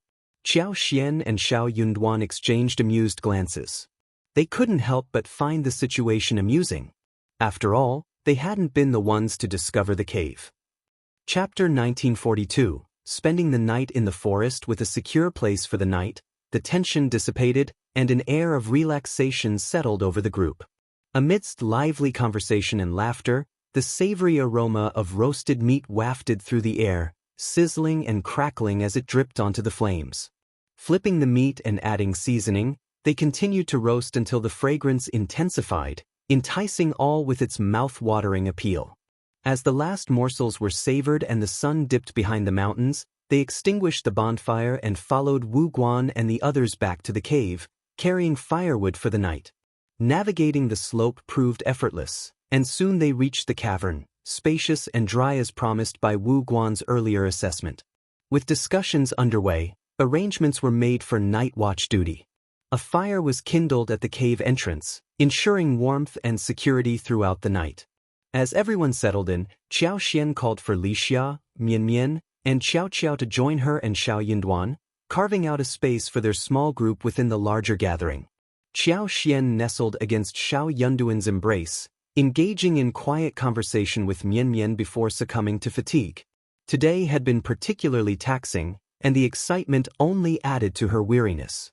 Cradled in her husband's arms, she felt a profound sense of security, drifting into slumber almost effortlessly. She stirred occasionally throughout the night, not due to the cold but rather the simplicity of their accommodations in the cave. As dawn broke, Xiao Xian roused from her rest, greeted by the sight of the brightening sky. A smile graced her lips as she met Xiao Yunduan's gaze, exchanging silent understanding. "It's already dawn so soon," she remarked. Xiao Yunduan returned her smile. "Indeed. Unlike home, we can rise with the sun here." Xiao Xian chuckled as she noticed the absence of others in the cavern. "Seems like everyone has already departed," she observed, a hint of bemusement in her tone. Their departure had been so discreet that she hadn't even noticed.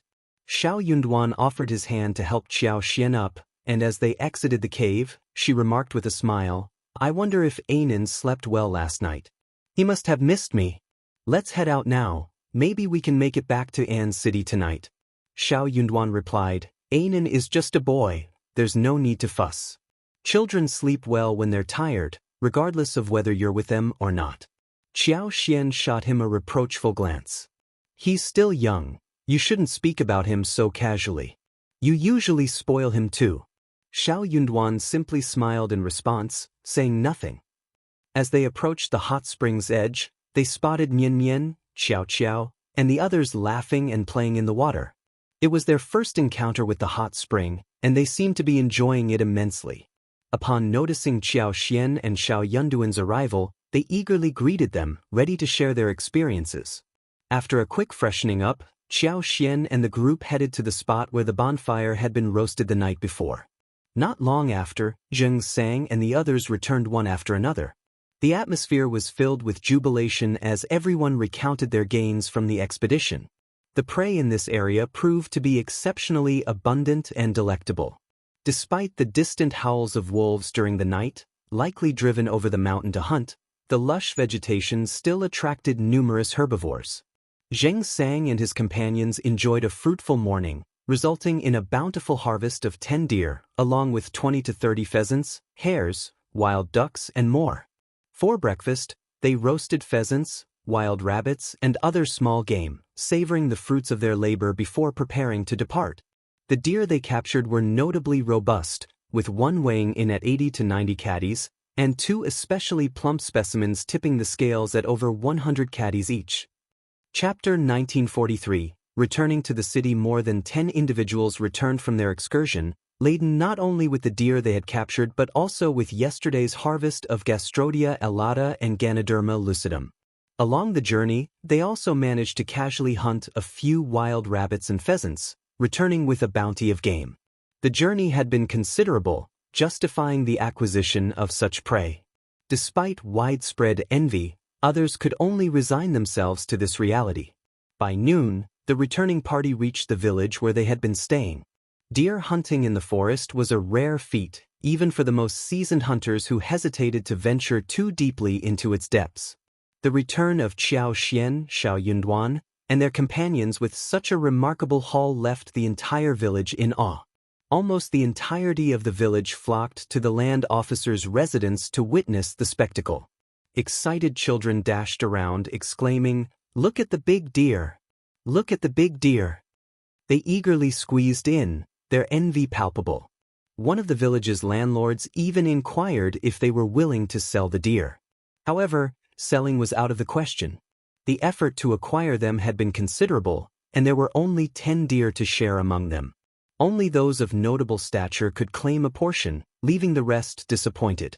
The landlord was eager to purchase a deer by any means possible, but faced with their refusal, could only reluctantly abandon the idea.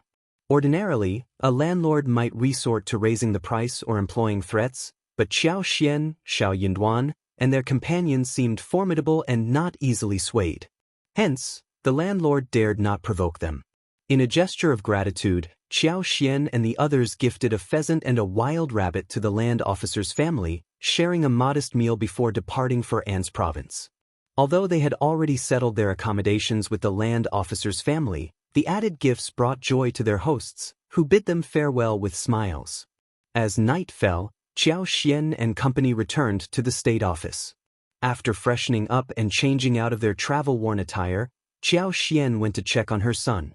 Children often seek reassurance from their mothers, particularly in the darkness of night. The little girl's muffled cries for "Mom" prompted relief and happiness among Nanny and the others when Xiao Xian arrived. The little guy was so happy that he screamed and threw himself at Xiao Xian, almost falling off the bed. The nanny, Kai Yun, and the others eagerly reached out to embrace him. The little one showed no fear, only giggles. Xiao Xian chuckled, scooping the child into her arms and peppering his face with kisses. "How dare you? My sweetie, do you miss me?" The little girl giggled and snuggled closer to Xiao Xian, her laughter melting Xiao Xian's heart. As Xiao Yunduan approached, he beheld the tender scene of mother and daughter embracing and couldn't help but smile, his eyes soft with affection. The successful hunt brought joy to all.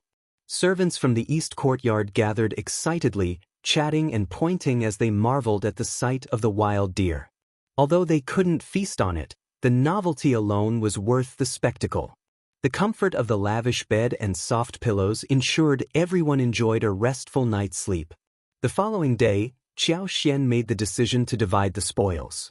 She and Xiao Yunduan retained 3 deer, 2 pheasants, 2 wild rabbits, and 2 wild ducks for themselves. Meanwhile, Jing Sang and Wu Guan divided 4 deer, along with 8 pheasants, wild rabbits, and wild ducks among them. Yi and the others received 1 deer, 1 pheasant, 1 wild rabbit, and 1 wild duck each, with the remainder distributed among Hang Xingshan, Sun Bai, and Sun Qian. Chapter 1944. Lord Xiao's luck. The outcome was deemed fair by all, with no disputes over the distribution. Lord and Madam received only a small portion, ensuring most of the spoils were shared among everyone else. There was little else to be said. Furthermore, the discovery of such a fruitful hunting ground meant they could return for more in the future. Xiao Xian and the others generously provided a portion to the servants, allowing each of them to enjoy a few bites. However, Li Xia, Songshi, and the other stewards were excluded from this share. Instead, Deputy Prefect Jia, along with Li Xia and Songshi, received 2 portions. Regrettably, none of the remaining scribes received any portion. With half of the spoils remaining, Xiao Xian and Xiao Yunduan were left with a manageable amount, aided by the cold weather allowing for preservation of the sutras, pheasants, rabbits, and wild ducks. The fresh and succulent venison was processed into meat paste and used to cook porridge, pleasing Ainin as well. It had been quite some time since Xiao Xian had tasted such fresh venison. From roasted to stir-fried, grilled to stewed, the meat was prepared in various delectable ways, culminating in a splendid feast. On a whim, Lord Xiao decided to take his wife hunting, and it was only after they returned with a full load that news of their excursions spread throughout An City. Families in the area couldn't help but marvel at their luck. Despite An's province's mountainous terrain teeming with prey, Lord Xiao seemed unusually fortunate. Their destination was Mealy Town, and considering the time spent en route, it was evident they wasted no time delving into the mountains for the hunt. Remarkably, they managed to capture 10 deer. While the smaller prey they caught weren't included in the count, their achievement was nonetheless impressive. With only 18 individuals in their party, and considering that Lord Xiao, Madame Xiao, and the younger children and maids lacked hunting prowess, it was quite extraordinary for a group of 12 or 13 people to secure 10 fat deer in such a short span. Their strength and luck were truly commendable. While they occasionally ventured into the mountains for recreational hunting, they never ventured too deep. They had never personally hunted deer before, let alone laid eyes on one. However, there were skilled hunters who captured and sold deer in the area. Admittedly, it wasn't a common occurrence. This was largely due to the elusive nature of deer herds, which typically avoided areas frequented by humans. They were swift and vigilant creatures, making them challenging to hunt. The return of Lord Xiao with such a bountiful harvest left everyone in awe. His luck and fortune were undeniable, prompting a collective sigh of admiration. It seemed one would fare well to align themselves with Lord Xiao, fostering honesty and cooperation for future endeavors. Amidst these reflections, it became evident that the weight of New Year gifts would significantly increase. As the new year approached, families vied to send lavish offerings to the prefectural yamen, adhering to tradition. Xiao Xian, in her role, accepted these gifts graciously and prepared suitable returns, keeping herself busy in the process. Some of the offerings were notably extravagant, prompting Xiao Xian to find justification swiftly. Given her husband's recent achievements in subduing bandits and assuming control of a region, it made sense for the attention lavished upon him. In any case, as everyone participated in the customary exchange of gifts for the new year, Xiao Xian reciprocated accordingly, ensuring she could afford to do so. Before they knew it, the 48th year of Qi Xian had arrived. Although Xiao Xian and Xiao Yinduan had not managed to reunite with Xiaoding village, they found solace in the company of many friends and Anan, creating their own small reunion. Chapter 1945. Another banquet in An's province. The realization that their hometown was within easy reach, just a few days' journey away, brought a sense of closeness that narrowed the perceived distance in their hearts. No longer did they feel the overwhelming loneliness of being isolated at the edge of the world. Instead, they found solace in this newfound proximity. This sense of ease was palpable, offering genuine comfort to their hearts. As parents, Xiao Xian and Xiao Yinduan found themselves immersed in numerous social engagements during the Spring Festival, leaving them with little free time. Fortunately, no affluent family in An's province dared to challenge the authority of Lord Xiao and Madame Xiao. Consequently, Xiao Xian was finally able to relish the happiness of being the wife of a local government official. While Xiao Xian harbored no grudges from the past, First Madame Fan extended an invitation for her to attend a banquet. With a gracious smile, Xiao Xian accepted, despite her lingering aversion toward the Fan family.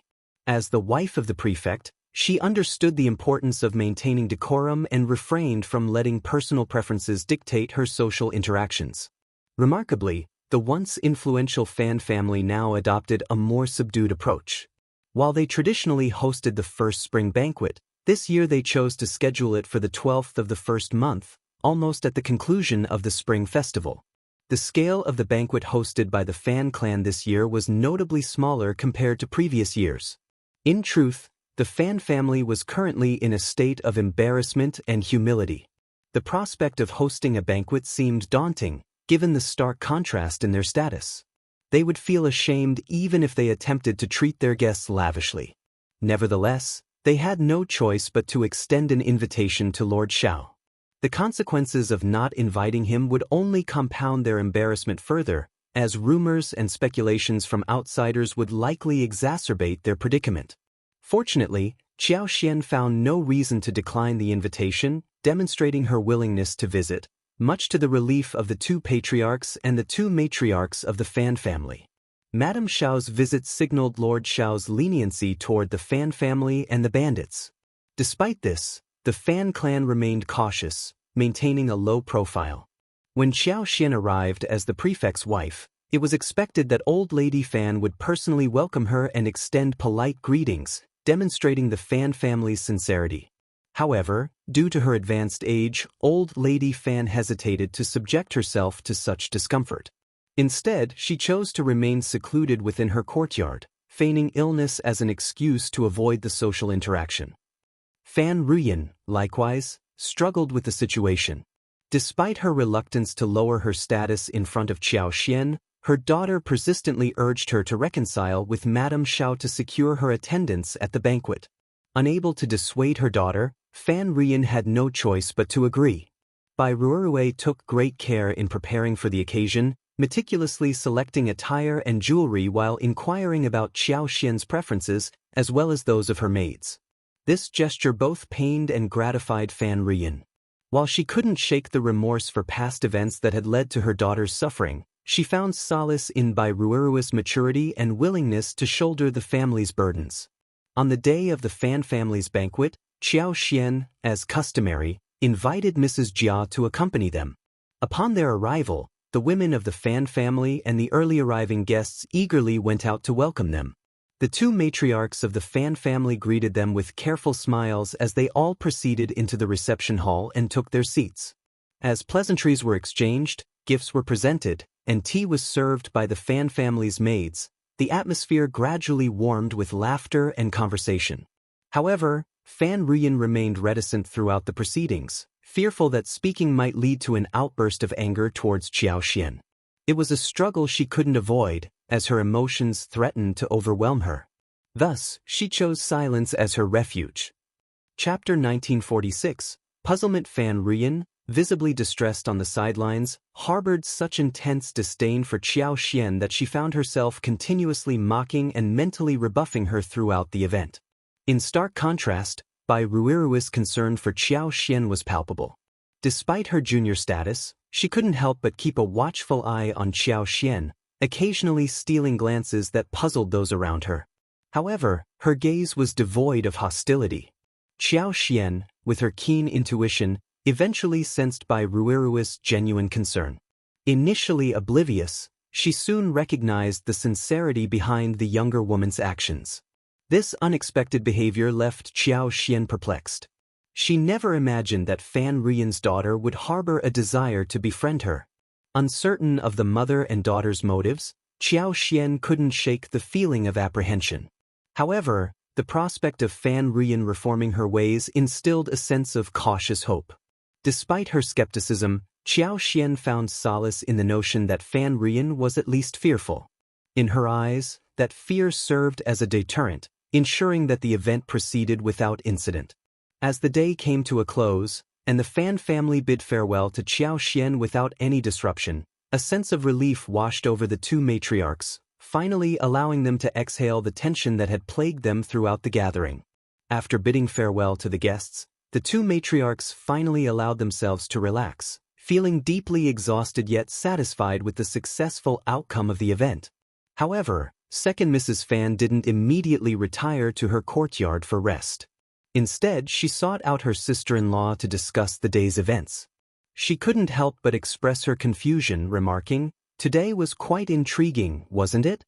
Despite our sister-in-law refraining from causing trouble after being taught a lesson, I can't quite fathom Ruirui's behavior. In the past, she was always in cahoots with her mother, singing praises to old Lady Fan. But today, she seized the opportunity to cozy up to Madame Xiao and shower her with flattery. It's as if the sun is rising from the west." Second Mrs. Fan continued, "And did you notice her attire? Normally, she prefers flashy and ostentatious outfits adorned with gold and silver embellishments. Yet today, she exuded a much more refined and elegant aura, especially with those striking snow-green embroidered chrysanthemums." First Madame Fan furrowed her brow, equally perplexed by Ruirui's sudden change in behavior. After pondering for a moment, she offered a tentative explanation. "Perhaps this is just a phase of adolescence.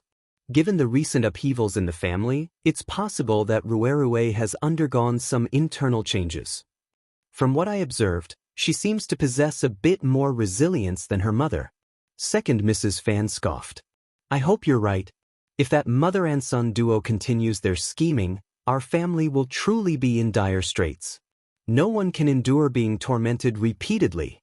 In my opinion, even if that girl is frightened, there's no need for her to ingratiate herself with Madame Xiao. It's better to keep her distance from Madame Xiao and the state government altogether. That's the safest course of action." Second Mrs. Fan's fear was palpable. After all, Lord Xiao and Madame Xiao had dealt with such formidable mountain bandits. What weight did the Fan family carry in comparison? It was almost laughable. Thanks to that self-righteous woman's actions, they had no real rapport with Lord Xiao and Madame Xiao. Despite attempting to move past previous conflicts, they remained marginalized compared to other families. Therefore, it was deemed fortunate to maintain a considerable distance from them, ensuring a stable life with no concerns about sustenance while safeguarding their existing industries. Chapter 1947. Interrogation. Restoring the prosperity of the past, at least for the next few years, seemed impossible. Second Mrs. Fan acknowledged this reality with a pragmatic outlook, harboring little attachment to past glories. As the wife of First Madame Fan, she was perhaps even less willing to accept this truth, yet she could bear it. She begrudgingly admitted its validity. But when it came to Fan Rian and her daughter-in-law, First Madame Fan pondered for a moment before deciding, "I will speak with them." Second Mrs. Fan nodded in agreement. "That's right, sister-in-law. Don't forget." Once Second Mrs. Fan departed, First Madame Fan remained seated, quietly sipping her tea. After a while, she set down her cup and summoned someone. Then, she proceeded to the courtyard where Fan Rian and Bo Ruirui resided. First Madame Fan chose her words carefully. Fan Rian couldn't help but feel a surge of anger. What had she done to deserve this reprimand? Was it her conduct at the banquet today? Was her sister-in-law intentionally causing her trouble? Unable to contain her frustration, Fan Rian lashed out, venting her pent-up emotions. Feeling aggrieved and infuriated, she physically assaulted First Madame Fan. First Madame Fan's expression darkened as she responded with icy composure, "I was merely offering a friendly reminder. We can't afford any more trouble for our family. Madame Xiao's presence at today's banquet, and its smooth proceedings, are hard-won. Am I wrong to remind you of this?" Fan Rian sneered, "Sister-in-law, you're underestimating me. Do you really believe I would cause trouble? Would I harm my own family? Remember, this is my family too." First Madame Fan initially refrained from addressing Fan Rian directly, focusing instead on the matter at hand. However, she couldn't ignore Fan Rian's insinuations. Nevertheless, she chose not to engage further. Instead, she cast a meaningful glance at Barari and remarked, "Don't dwell on it too much, sister. I'm not one to stir up trouble without cause. I have my own reasons for being here. It's unusual for me to visit Madame Xiao when I have free time. Naturally, I'm curious.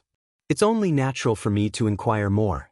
Fan Rian, absorbed in her grievances towards Xiao Xian, failed to notice the subtleties of the exchange. Upon reflection, however, she began to see the validity of First Madame Fan's words. Bai Ruerui was taken aback, feeling a bit flustered by the sudden attention. However, she was not one to back down easily. Blushing slightly, she retorted, "Eldest aunt, what are you implying? Our family is hosting this event, so what's wrong with me speaking a few words? How can you suggest otherwise?" Fan Rian chimed in, "Exactly. Ruerui is also contributing to the family. She's merely being courteous to Madame Xiao. Are you not satisfied with that?" First Madame Fan remained firm, stating, "There's no need for flattery. I've made my intentions clear. I am well aware of my actions. Ruerui has always had a penchant for vibrant and elegant attire, and her choice of accessories is always eye-catching. Today, she appears particularly refined and graceful. I just wonder who she's dressing up for." Chapter 1948. Fooled by Ruerui's heart raced as she felt a surge of guilt wash over her. "Eldest aunt, why do you always have to criticize me for my choice of attire? Can't I wear something delicate and elegant like this dress?" First Madame Fan scoffed. "I never said that." With those words, she rose from her seat and departed, leaving Bai Ruerui muttering to herself. When she glanced up, she was startled to find her mother's unwavering gaze fixed upon her. She attempted a forced smile. Mathur Euro Fan Rian furrowed her brows, scrutinizing her daughter. "Be honest with me, what's troubling you today?" "I didn't Euro, Rui, I am your mother." Fan Rian's tone carried a hint of displeasure. "You can't deceive me. I know you harbor disdain for Miss Qiao, so why pretend?" The sight of her own daughter fawning over Xiao Xian right in front of her left her deeply unsettled. If only she could turn back time and intervene before things escalated. Bai Ruerui slowly lowered her head, her delicate fingers fidgeting with her clothes nervously. Despite Fan Rian's persistent inquiries, Bai Ruerui stuck to her story, insisting she feared reprisal from Madame Xiao, and thus sought to curry favor with Hera Euro. Though skeptical, Fan Rian found her daughter's distress genuine. No matter how hard she pressed, Bai Ruerui remained steadfast, on the verge of tears. Reluctantly, Fan Rian had no choice but to accept her explanation. She couldn't help but feel a pang of sympathy for Bai Ruerui. She chastised Hera Euro. After all, the Fan family hadn't reached such dire straits yet. There was no need for a young girl like her to sacrifice herself. Her mother and grandmother would shield her. She couldn't afford to be so naive in the future. Bai Ruerui found solace in Fan Rian's embrace. Her voice sounded strained as she hummed, her eyes reflecting profound thoughts. No one could decipher her inner turmoil. As the prefect, Xiao Yunduan abstained from attending banquets, but he remained occupied throughout the spring festival. He busied himself with visits to esteemed families and hosting gatherings to honor erudite Confucian scholars from across the land. One such event was organized to welcome Jia Hemming and other officials, providing them solace amidst their duties. Jia Heming, in his capacity as deputy prefect, reciprocated, extending the festivities for another day. Furthermore, Xiao Yunduan engaged in discussions with heads of prominent families to chart the development course for An's province. His schedule left him with scarce leisure time throughout the entire festival. While Xiao Yunduan had no intention of attending banquets hosted separately by the Mei and Hua families, they jointly arranged a gathering. Their motives were threefold: to reciprocate hospitality, to celebrate the advent of spring, and to express gratitude to the prefect for bringing peace and prosperity to An's province. Thus, Xiao Yunduan had to acquiesce, granting them due respect. Coincidentally, on the 12th day of the first lunar month, the prominent family clans secured the services of the renowned Cool Breeze Gang in An's province and extended an invitation to Xiao Yunduan. As they ventured out that day, Xiao Yunduan and Xiao Xian were in each other's company until they diverged along the way. However, Xiao Xian returned at 3 o'clock in the afternoon, prompting Xiao Yunduan's concern that the revelry might continue late into the night. While Xiao Yunduan occasionally attended such gatherings back in the capital, it was a rare occurrence for him here, marking his first attendance. At dinner, Xiao Xian found herself dining alone, with Ainin occupied elsewhere. Perhaps due to the prolonged absence of family meals, Xiao Xian experienced a sudden emptiness in her heart. Reflecting calmly, she realized the irrationality of her worries and broke into a smile. She was letting her fears get the best of Harayuro, fearing that her husband might succumb to temptation and veer off the righteous path. Chapter 1949. Thoughts. He wasn't a naive, easily swayed individual. How could he succumb to others' advances so readily? Moreover, as the prefect, he held a position of authority and prestige. His circumstances had changed since his time in the Capitolero. Few would dare to plot against him so brazenly. As she pondered this, Xiao Xian found herself growing more reassured. But then, another thought crept Inayuro upon further reflection. She realized that her husband's current status as the prefect brought with it a host of individuals seeking to gain his favor. It wasn't quite the same as their life in the capital. Back then, despite his reputation, he held a modest rank as a fifth-grade official, attracting little attention from those seeking to ingratiate themselves. But now, in An's province, he was the authority figurero, the one everyone sought to impress. And in his efforts to win her favor, he undoubtedly bestowed upon her various benefits: gold, silver, jewels, fertile lands, and perhaps even the attention of other admirers. Yes, Xiao Xian finally grasped the source of her unease. With a soft sigh and a smile, she anticipated what lay ahead. She also couldn't help but wonder if her suspicions were correct. Undoubtedly, Xiao Yunduan must have attracted quite a bit of attention from the women at the banquet today. The New Year's festivities presented an ideal opportunity for individuals to cozy up to Lord Xiao, a temptation that had lured many before the arrival of the new year. Lord Xiao had no concubines, and his affections were solely reserved for Madame Xiao. With the young master still in his tender years, Madame Xiao bore the responsibilities of both child-rearing and household management, in addition to navigating social obligations. Her plate was undoubtedly full, leaving little room for her husband's personal care. Considering this, it seemed only logical that Lord Xiao would benefit from the presence of a sensible and considerate companion. Indeed, anyone capable of presenting Lord Xiao with a suitable partner stood to gain considerable influence in the future of An's province. Lord Xiao's capabilities were such that aligning oneself with him promised prosperity and success. However, the task of providing Lord Xiao with a companion he truly admired was no simple feat. Lord Xiao wasn't a man of base desires. He was a distinguished scholar hailing from the most flourishing capital in the world. Prior to his relocation, he enjoyed considerable favor even within the prince's circle, suggesting he had encountered his fair share of captivating individuals. So, how could an ordinary beauty capture his attention? This woman would need to possess youth, beauty, intelligence, talent, empathy, gentleness, and consideration at the very least. She would need to exude an allure so captivating, so enchanting, that Lord Xiao couldn't help but be drawn to her. In essence, finding such a person was no small feat, but there were always those willing to take up the challenge. For instance, today, An affluent gentleman surnamed Zhuang went to great lengths to procure a clever and youthful maiden named Lu Ji from Jiangnan. While inebriated, he entertained the notion of presenting her to Lord Xiao. As for the entertainment arranged for today's festivities, the singers and dancers had been meticulously chosen and rehearsed well in advance. Many of these talents were specially imported from overseas before the onset of the new year. The elite families of An's prefecture spared no expense in their preparations for the banquet.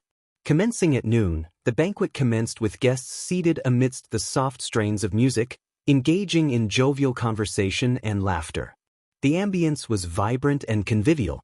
Meanwhile, the gentlemen congregated, indulging in food, drink, and musical merriment. Before long, they found themselves unwinding as they engaged in animated discourse. Chapter 1950. Dance. Xiao Yunduan wasn't particularly fond of these social gatherings, but he understood their necessity and prevalence. He wouldn't display any displeasure or rebuke simply because he didn't enjoy them. He knew he had to put on a good show and navigate through the day. As the wine flowed and the dishes circulated, the atmosphere grew even more buoyant. Conversations grew livelier, with some attempting to introduce risque, humor into the mix. Observing Xiao Yunduan's disapproving frown, they promptly ceased their inappropriate banter. Following the main course, the table was cleared, making way for an array of exquisite fruits, snacks, fragrant teas, and fine wines. The temporary stage, though devoid of any ambiguity, hosted a spirited performance, adding to the festivities. Despite having listened to performances all afternoon and dining well into the night, the excitement persisted. Throughout the event, Xiao Yunduan received compliments and toasts from those around him. He handled them with grace, neither overly affable nor aloof, maintaining a perfect balance that allowed no one to overstep their boundaries while leaving no room for criticism. Feeling weary of the social obligations inside, Xiao Yunduan sought respite by stepping outside for a while. The Cool Breeze Gang, renowned as the most opulent eatery in An's prefecture city, boasted a charming back garden, small yet exquisitely designed. Given its limited space, the garden featured potted flowers of various varieties arranged according to their blooming seasons. Plum blossoms, camellias, azaleas, and more adorned the landscape, their vibrant hues complementing the surrounding rockery, sweet osmanthus, bamboo, and picturesque pines. Nestled in one corner stood a quaint pavilion, encircled by water on three sides with a lively pond housing koi and other fish, adding a touch of whimsy to the scene. As Xiao Yunduan strolled amidst the garden's splendor, he unexpectedly encountered the second old master of the Mei family. Engaging in brief conversation, they were soon joined by others, their camaraderie leading them back indoors to enjoy the ongoing performance. As the afternoon progressed, the sun began its descent toward the western horizon, casting a golden glow over the surroundings. Gathering once more, the guests accompanied Xiao Yunduan for a leisurely walk through the garden, exchanging laughter and conversation. With dusk approaching, they eventually returned indoors, ready to continue the festivities. The evening banquet presented a marked contrast to the daytime affairs. Arranged in a traditional manner, the seating was organized with a prominent central seat flanked by 2 rows on each side, leaving an open space in the middle. Adorning the center was an exquisite flower carpet, while sumptuous dishes were served with meticulous care. As the toasts began, the musicians in the corner struck up a melodious tune, heralding the arrival of a troupe of dancers clad in alluring attire. With towering elegance and snow-white complexions, they captivated the audience with their mesmerizing performance. Leading the ensemble was a veiled figure, her eyes gleaming like autumn water, her waist swaying with graceful fluidity as she sang with dulcet tones. The spectators were instantly enthralled, their eyes alight with admiration and whispered praises. In particular, the leader of the dancers drew the gaze of nearly everyone present, her beauty both enchanting and mysterious, beckoning with irresistible allure. The song she sang seemed to resonate with the very essence of nature, its gentle melody teasing at the heartstrings of all who listened.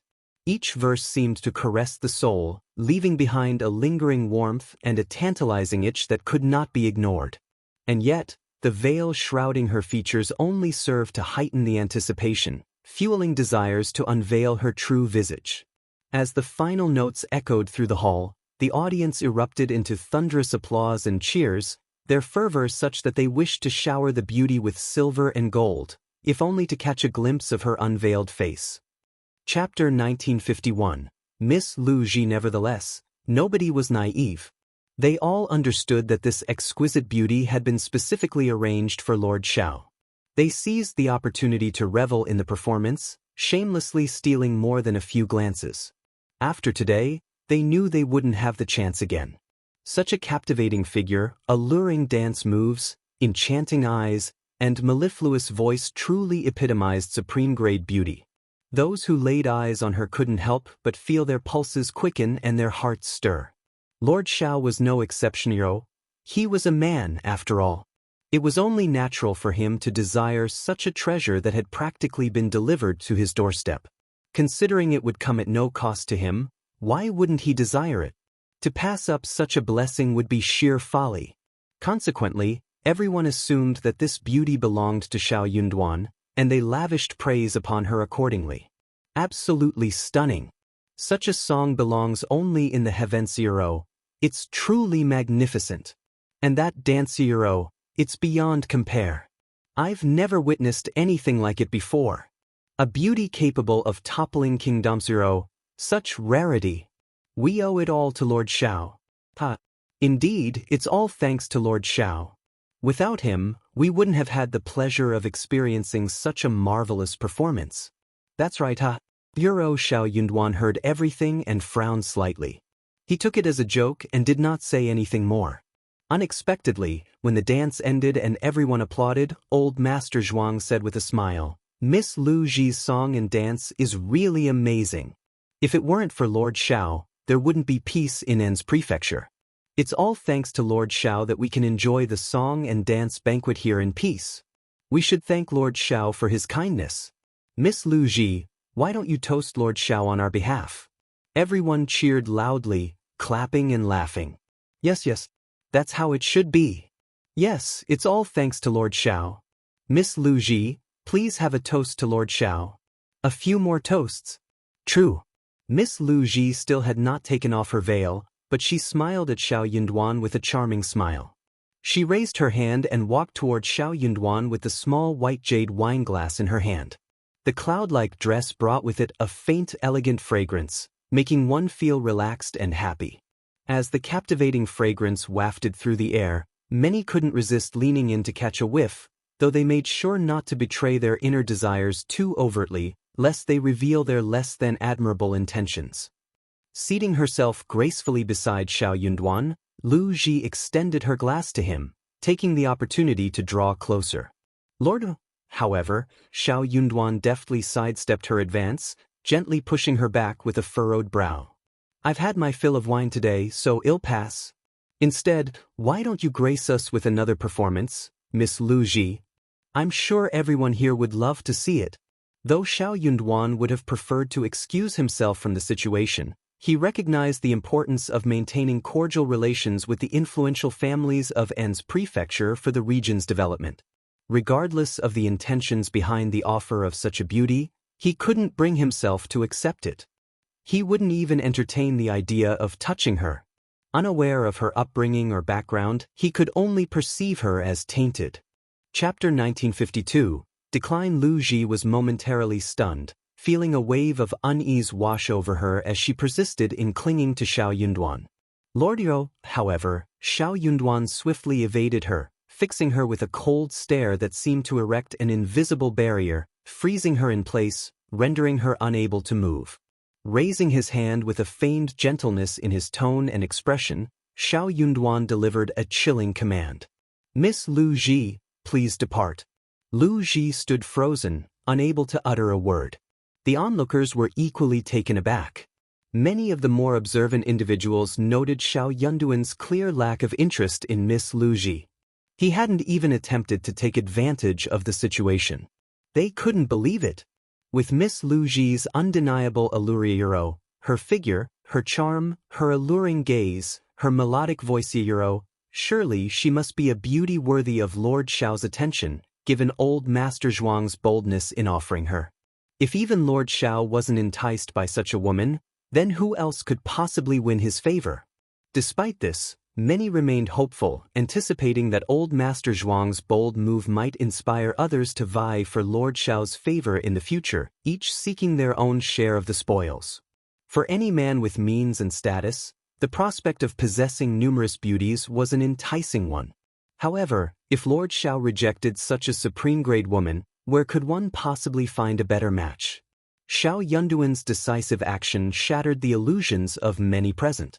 While those less perceptive individuals who remained enchanted by Miss Lu Ji's allure initially expressed their delight upon hearing Xiao Yunduan's words, applauding and cheering for his decision, others praised his integrity and magnanimity. Xiao Yunduan's smile served as a tacit confirmation of their sentiments. Without hesitation, Qin Yan promptly escorted Miss Lu Ji away from Xiao Yunduan's vicinity. Though reluctant to relinquish the wine glass in her hand, Miss Lu Ji maintained a facade of compliance, suggesting, "How could I defy Lord Xiao's wishes? Perhaps you could enjoy this glass of wine first. Afterwards, I'll treat you and the esteemed gentleman to another round of song and dance." The crowd erupted into cheers at her offer. Yet, before Miss Lu Ji could attempt to sidle up to Xiao Yunduan once more, Qin Yan swiftly intercepted, relieving her of the white jade wine glass with a genial smile. "Miss Lu Ji, please. The esteemed gentlemen are eagerly anticipating your performance." Embarrassed by the sudden turn of events, Miss Lu Ji glanced up at Xiao Yunduan with pleading eyes, but his impassive expression provided no solace. It was clear that Xiao Yunduan endorsed Qin Yan's directive. Observing Xiao Yunduan's apparent disinterest, Miss Lu Ji reluctantly swallowed her frustration. Deciphering the situation with practiced acumen, she opted to take a step back, offering Xiao Yunduan a placid smile before resuming her performance for the audience. Xiao Yunduan's aloof demeanor only served to stoke Miss Lu Ji's competitive spirit. Having heard that Lord Xiao had only one wife, who happened to hold the esteemed position of primus, Miss Lu Ji's curiosity about him had been piqued. Now, witnessing Lord Xiao's undeniable charm firsthand, her interest intensified. She hadn't anticipated Lord Xiao's remarkable presence, nor had she anticipated the lascivious and repugnant behavior of the crass old masters. Yet, despite this, her resolve to captivate him remained unwavering. Chapter 1953. Conceded she exuded confidence in her beauty, intellect, and talents, proficient in music, chess, calligraphy, painting, and the art of song and dance alike. Such multifaceted abilities were a testament to her capabilities. She couldn't fathom the idea of being overlooked, particularly by someone of Lord Xiao's stature. The notion of capturing Lord Xiao's attention was exhilarating. She had a gut feeling that if she could sway him, he would become her protector, offering her the stability she yearned for in life. Miss Lu Ji remained undeterred by Xiao Yunduan's initial indifference. On the contrary, she intensified her efforts, pouring herself into her performances, occasionally casting affectionate glances towards Xiao Yunduan. Her displays garnered admiration from the inebriated old masters, eliciting boisterous applause and laughter. Meanwhile, Xiao Yunduan maintained his composed demeanor, silently enduring the spectacle. Such composure was necessary for a local official. As the performance concluded, before Miss Lu Ji or Old Master Zhuang could speak, Qin Yan interjected, "Miss Lu Ji, your performance was exceptional.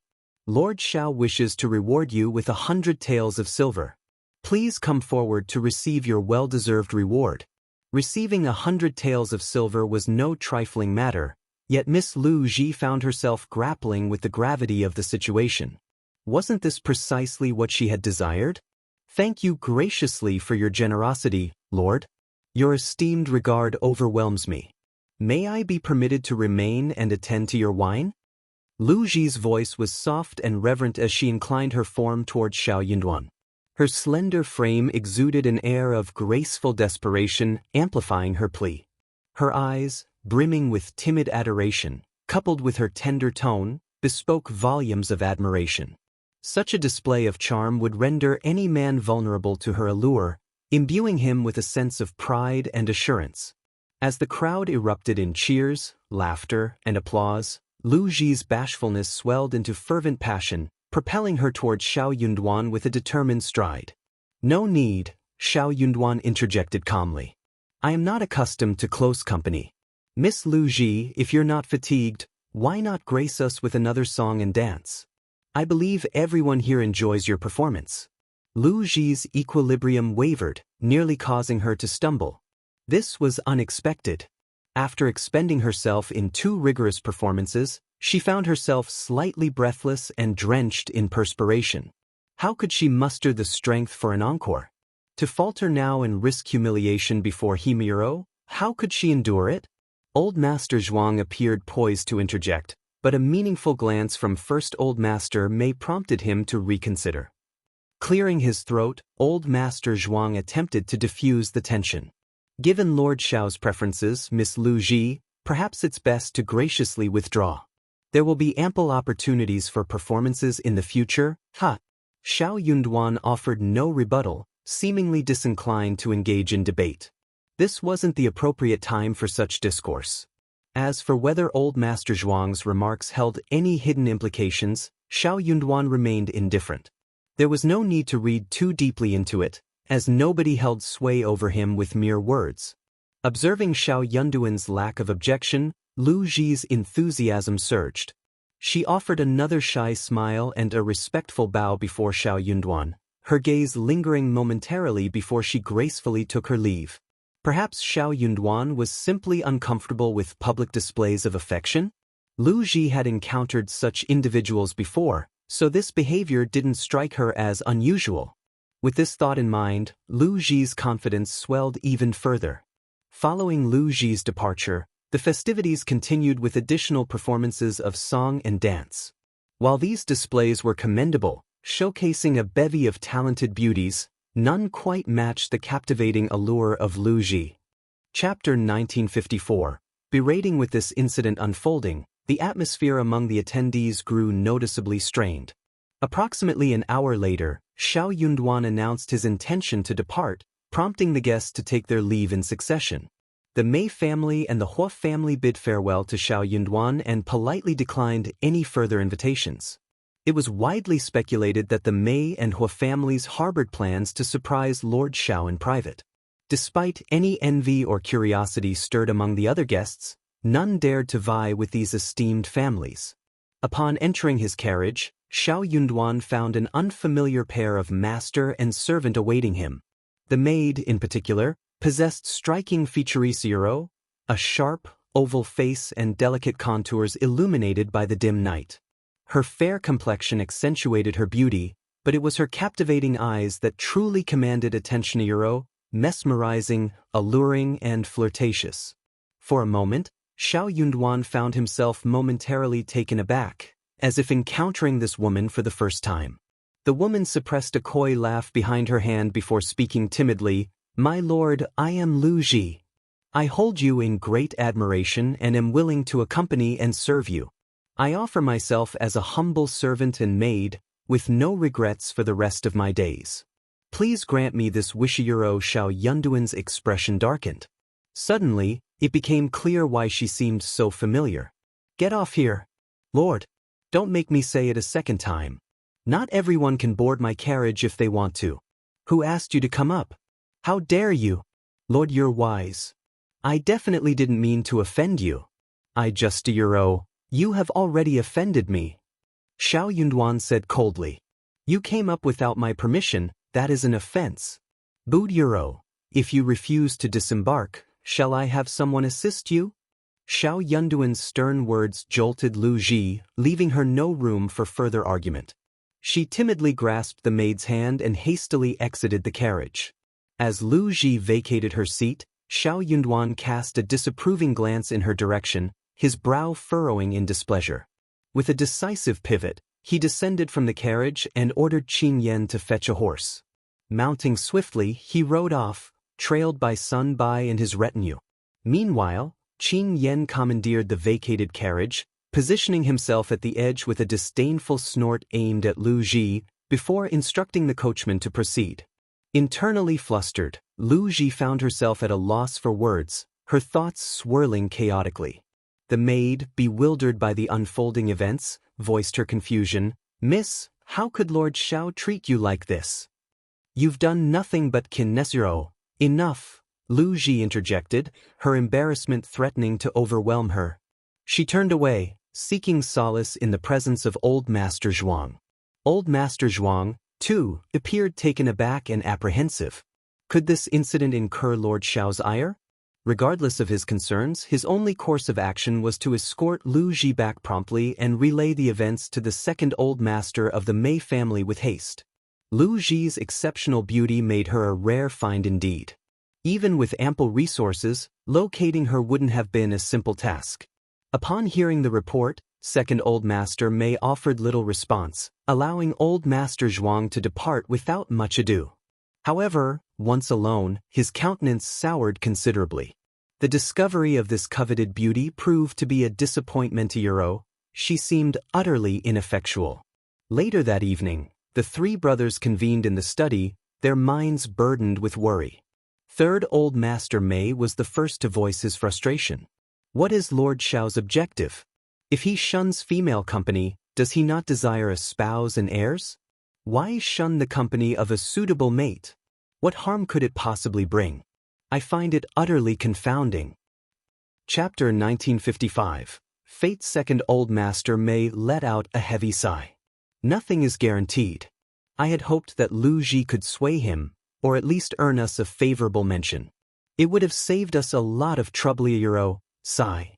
The two brothers commiserated with each other, their minds burdened with concerns and uncertainties. It's just unfortunate that the gift didn't appeal to him. What more can be done? Lamented one. Old Master Mei listened intently before offering his perspective. Simply because he rejected Lu Ji doesn't mean he's averse to others. Xiao Yunduan is, first and foremost, a scholar hero, a formidable one at that. It's not uncommon for scholars to have reservations, particularly in matters of reputation and sensitivity. His rejection in public may be a reflection of such concerns. Third Old Master Mei chimed in, nodding in agreement. Indeed, scholars often conceal unsavory habits behind a facade of piety. It appears that Xiao Yunduan values his reputation greatly. Perhaps presenting him with a more discreet option would yield better results? Despite his doubts, Third Old Master Mei remained convinced of Lu Ji's irresistible allure. Surely, no man could resist such exquisite beauty. It would be a waste not to pursue her. Old Master Mei interjected, his tone firm. It's not prudent. Xiao Yunduan values his reputation highly. If he rejected Lu Ji, he may not accept her in private. We must explore other avenues to secure his favor. But where could I find another woman like Lu Ji? It doesn't have to be identical, Old Master Mei retorted disdainfully. Scholars are known to value serendipity. Our chance encounter is far more favorable than a direct presentation from others, wouldn't you agree? The eyes of the other two Mei family elders gleamed with newfound hope. Elder brother, that's a brilliant notion. As Xiao Yunduan returned to his quarters in the backyard of the state office, he was greeted by Qiao Xian's welcoming smile. Caught off guard, Xiao Yunduan's gaze softened as he reached out to her. Why you still awake? I was waiting for you, Xiao Xian replied, her smile unwavering. You smell of alcohol. Have you been indulging in drink all evening? Xiao Yunduan hesitated for a moment, feeling a pang of guilt at her inquiry. He was wary of the implications of the cosmetics scent on his clothing, fearing his wife's suspicions. With a forced smile, he responded, No, I was simply enjoying the entertainment. I'm going to freshen up now. My wife is expecting me in our chamber. Though innocent in his actions, he recognized the potential for misunderstandings.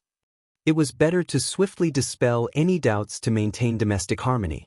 Qiao Xian nodded understandingly. Go ahead. Xiao Yunduan planted a kiss on her cheek before grinning, Wait for me. With that he shuffled off. Qiao Xian wrinkled her nose and let out a small scoff. She had a keen sense of smell, easily detecting the lingering scent of cosmetics on her husband's clothes. Though somewhat awkward, she dismissed any lingering doubts. It was customary for such gatherings to feature dancers and courtesans, their presence accompanied by a cloud of perfume filling the air. However, Qiao Xian couldn't help but feel a twinge of disappointment. With her husband increasingly attending such events, her own happiness seemed destined to diminish. After a refreshing shower, Xiao Yunduan returned to their bedroom, feeling invigorated. Xiao Xian was lounging against the bed's headboard in her apricot-colored pajamas, her loose black hair cascading over her shoulders. The soft fabric draped loosely around her form, and in the gentle glow of the room, she exuded an air of delicate allure and languid charm. Chapter 1956, Is There a Beauty? As the faint sound of footsteps approached, Xiao Xian glanced up and exchanged a smile with her husband. Xiao Yunduan's eyes brimmed with tenderness. Despite their years of marriage, Xiao Xian still managed to evoke a shy flutter in his heart. Her cheeks flushed, and she found herself unable to meet his gaze. "My dear wifey-ero," Xiao Yunduan's chuckle was soft as he enveloped her in his embrace, casting them both in gentle shadows. The scent of fresh water mingled with the familiar aroma of his presence, suffusing the air with a pleasant warmth. Xiao Xian's cheeks grew hot as she kissed him tenderly, her breath quickening with each passing moment. The familiar rush of desire left her feeling lightheaded. The room was steeped in an enchanting ambience, the air thick with anticipation. Eventually, as the tension ebbed away like dissipating clouds after a storm, they remained ensconced in each other's arms, reluctant to disrupt the tranquil atmosphere. After tidying up the room, Xiao Yunduan drew her close once more, his smile tinged with contentment as he whispered sweet nothings into her ear. Xiao Xian indulged in playful banter, running her fingers through his hair. With a mischievous half-smile, she teased, "Did you happen to encounter any captivating beauties at the banquet today?" The ambience was just right, the perfect moment for indulgence and affection. It was only fitting that he inquire. However, there was no way she could retire for the night with him. Otherwise, slumber might prove elusive. Xiao Yunduan gently tapped her nose, a knowing smile gracing his lips. He anticipated her question. "In truth," he began, "there were a few performers singing and dancing, their cacophony causing quite the headache. Whether they were exceptional or not mattered little to me. Their presence holds no significance." Xiao Xian chuckled, feeling reassured by his response. For women, a man's attitude mattered most, words reinforced by actions. "Indeed," she concurred, "those unruly individuals harbor ill intentions. My dear husband, steer clear of their company. Should anyone persist in associating with them despite the warnings, I'll not hesitate to assert my claim as a jealous wife." Xiao Yunduan gently kissed her, his voice tender. "Never. I couldn't bear it. They already had a son, with plans for more children in the future. If his wife were to be labeled as a jealous woman, their children could simply brush it off, joking that she was their daughter-in-law, and it wouldn't affect their son-in-law." Xiao Yunduan was thinking ahead, considering the long-term implications. If Xiao Xian had known his thoughts, she would have been torn between laughter and exasperation. But she didn't press further, content with his response. Never one to dwell on such matters, Xiao Xian shifted the conversation to their plans for admiring the Lantern Festival lights on the upcoming 15th day of the lunar month, before drifting off to sleep. It would be the first New Year celebration since the resolution of the bandit problem. Naturally, the Lantern Festival on the 15th day of the first lunar month promised to be lively. The local government had issued calls for merchants to prepare countless lanterns, ensuring a grand celebration. As the final festivity of the spring festival season, the Lantern Festival marked the beginning of warmer weather and the implementation of new plans for farmers and merchants alike. The bustling festivities of the Lantern Festival were a fitting conclusion to the joyous season of celebration. As the Lantern Festival approached, a multitude of lanterns adorned the backyard of the state government office. With dusk settling in, the lanterns were gradually illuminated one by one. Anan, curious and intrigued, reached out tentatively to touch them. Meanwhile, Xiao Xian had instructed the kitchen to prepare a generous assortment of glutinous rice balls, featuring fillings such as sesame sweet osmanthus, red bean paste, peanut, hawthorn, pork, fish, and chiquinero, enough to satisfy the entire east yard. Additionally, she arranged for a plentiful supply to be distributed to the guards on duty at the office. Chapter 1957, Lantern Festival they also arranged for a special break for the guards. Those with no pressing duties were permitted to take time off and enjoy some leisure activities. Grateful for the gesture, the guards happily expressed their thanks. After indulging in the glutinous rice balls, they gathered their friends and ventured out in groups to join the festivities. Xiao Xian and Xiao Yunduan decided to explore the Lantern Festival together. However, Anan, still too young and with the crowds at the festival, was left behind. Despite missing out on the Lantern Festival, Anan was entertained by the numerous lights in the yard. Unbeknownst to him, Xiao Xian slipped out of the door. The Lantern Festival grounds had been meticulously planned by the Yamen, featuring 2 long streets and a spacious square interconnected. Tonight, access to the area was restricted, with no carriages or horses allowed entry, and bailiffs stationed at the entrances. Stepping off the wagon, Xiao Xian and Xiao Yunduan found themselves engulfed by a bustling throng of revelers. So many lights, such a lively atmosphere. Next year, when Anan is a bit older, well, bring him along too. Xiao Xian remarked with a smile, envisioning future outings with her child. Xiao Yunduan assisted Xiao Xian in fastening her cloak, adorned with rose-red embroidery and rabbit fur trim, before intertwining his fingers with hers and guiding her forward. Anan is still young, he'll be fine on his own. This year's Lantern Festival held a dual significance, commemorating the triumph over the bandits and celebrating the appointment of the new Lord Prefect. Merchants and prominent families spared no expense in adorning the streets with a dazzling array of decorations. The streets were aglow with myriad lanterns, each more splendid than the last. Xiao Yunduan admired them as they strolled, marveling not only at their exquisite designs and illustrations but also at the diverse materials Usidiro, silk, gauze, craft paper, snow wave paper, mulberry paper, wood, bamboo, feathers, glass, jade, and more. Each lantern boasted intricate craftsmanship, adorned with silk, jade, beads, and threads, captivating the eyes of passers-by. In the spacious plaza, enormous lanterns resembling miniature houses adorned the surroundings, their brilliance imbued with symbols of auspiciousness: pine cranes, springtime scenes, carps leaping over the dragon gate, change ascending to the moon, flourishing lotus flowers, and bamboos signifying safety. Crowds gathered around these magnificent displays, pausing to admire, jest, and point in awe. Numerous grand lanterns were adorned with vibrant floral arrangements, surrounded by pots of blooming lilies, chrysanthemums, coxcombs, and more, enhancing the festive ambience. Xiao Xian was filled with excitement, unable to contain her praises. Yet, amidst her admiration, a tinge of regret lingered. It was a shame that such a picturesque scene couldn't be captured in photographs. If she wished to behold it again after today, she'd have to wait until the following year. Xiao Yunduan reserved a private room at a tea house overlooking the square. As they made their way toward it, intending to savor the scenery from the comfort of the tea house, they unexpectedly encountered Mrs. Jia and 2 other acquaintances, also immersed in lantern admiration. Mrs. Jia and her companions approached them with greetings, prompting Xiao Xian to extend her hospitality.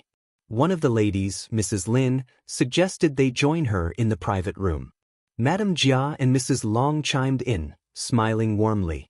Reluctant to appear inhospitable and mindful of preserving social decorum, Xiao Xian acquiesced with a smile, urging Xiao Yunduan to return home with her.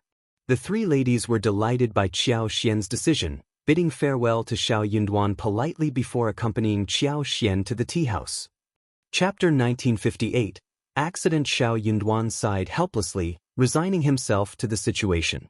It was disappointing that he had taken his wife out to enjoy the lanterns, only for her to be whisked away by Mrs. Jia.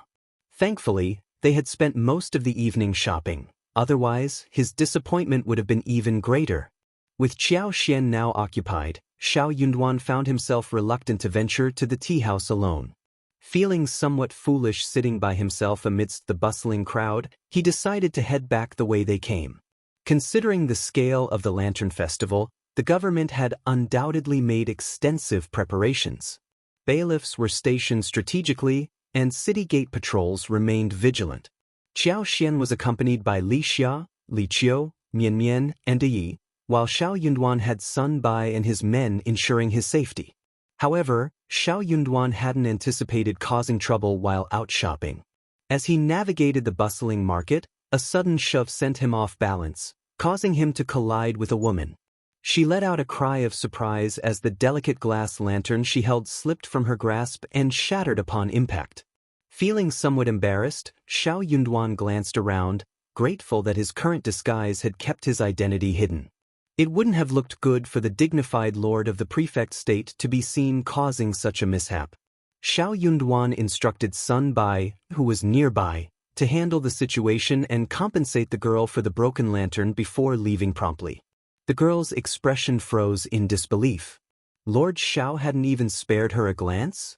Sun Bai, accustomed to handling matters efficiently, approached the girl. Having served in the Crown Prince's East Palace, he was well versed in dealing with various situations. Observing the timing of the collision occurring shortly after Madame Jia's departure, and the subsequent breakage of the girl's lantern, he couldn't help but find the circumstances suspicious. His gaze towards the girl grew more guarded. "Miss, how much is this glass lamp worth? I will compensate you accordingly." The girl forced a smile, insisting, "You can't blame that young gentleman just now. It was my own carelessness. I cannot accept compensation from you." "Miss, you're being too modest. Our master wouldn't want to owe anyone. It's better to accept compensation." Though she refused compensation now, there was no telling what complications might arise later. It was better to settle the matter promptly to avoid future disputes. The situation took a more serious turn due to Xiao Yunduan's status as the lord of the prefect. The girl attempted to refuse the compensation once again, but found herself unable to do so. To her surprise, she noticed that the individuals who had pushed her had not yet departed. They lingered nearby, pointing and laughing amongst themselves, seemingly discussing something.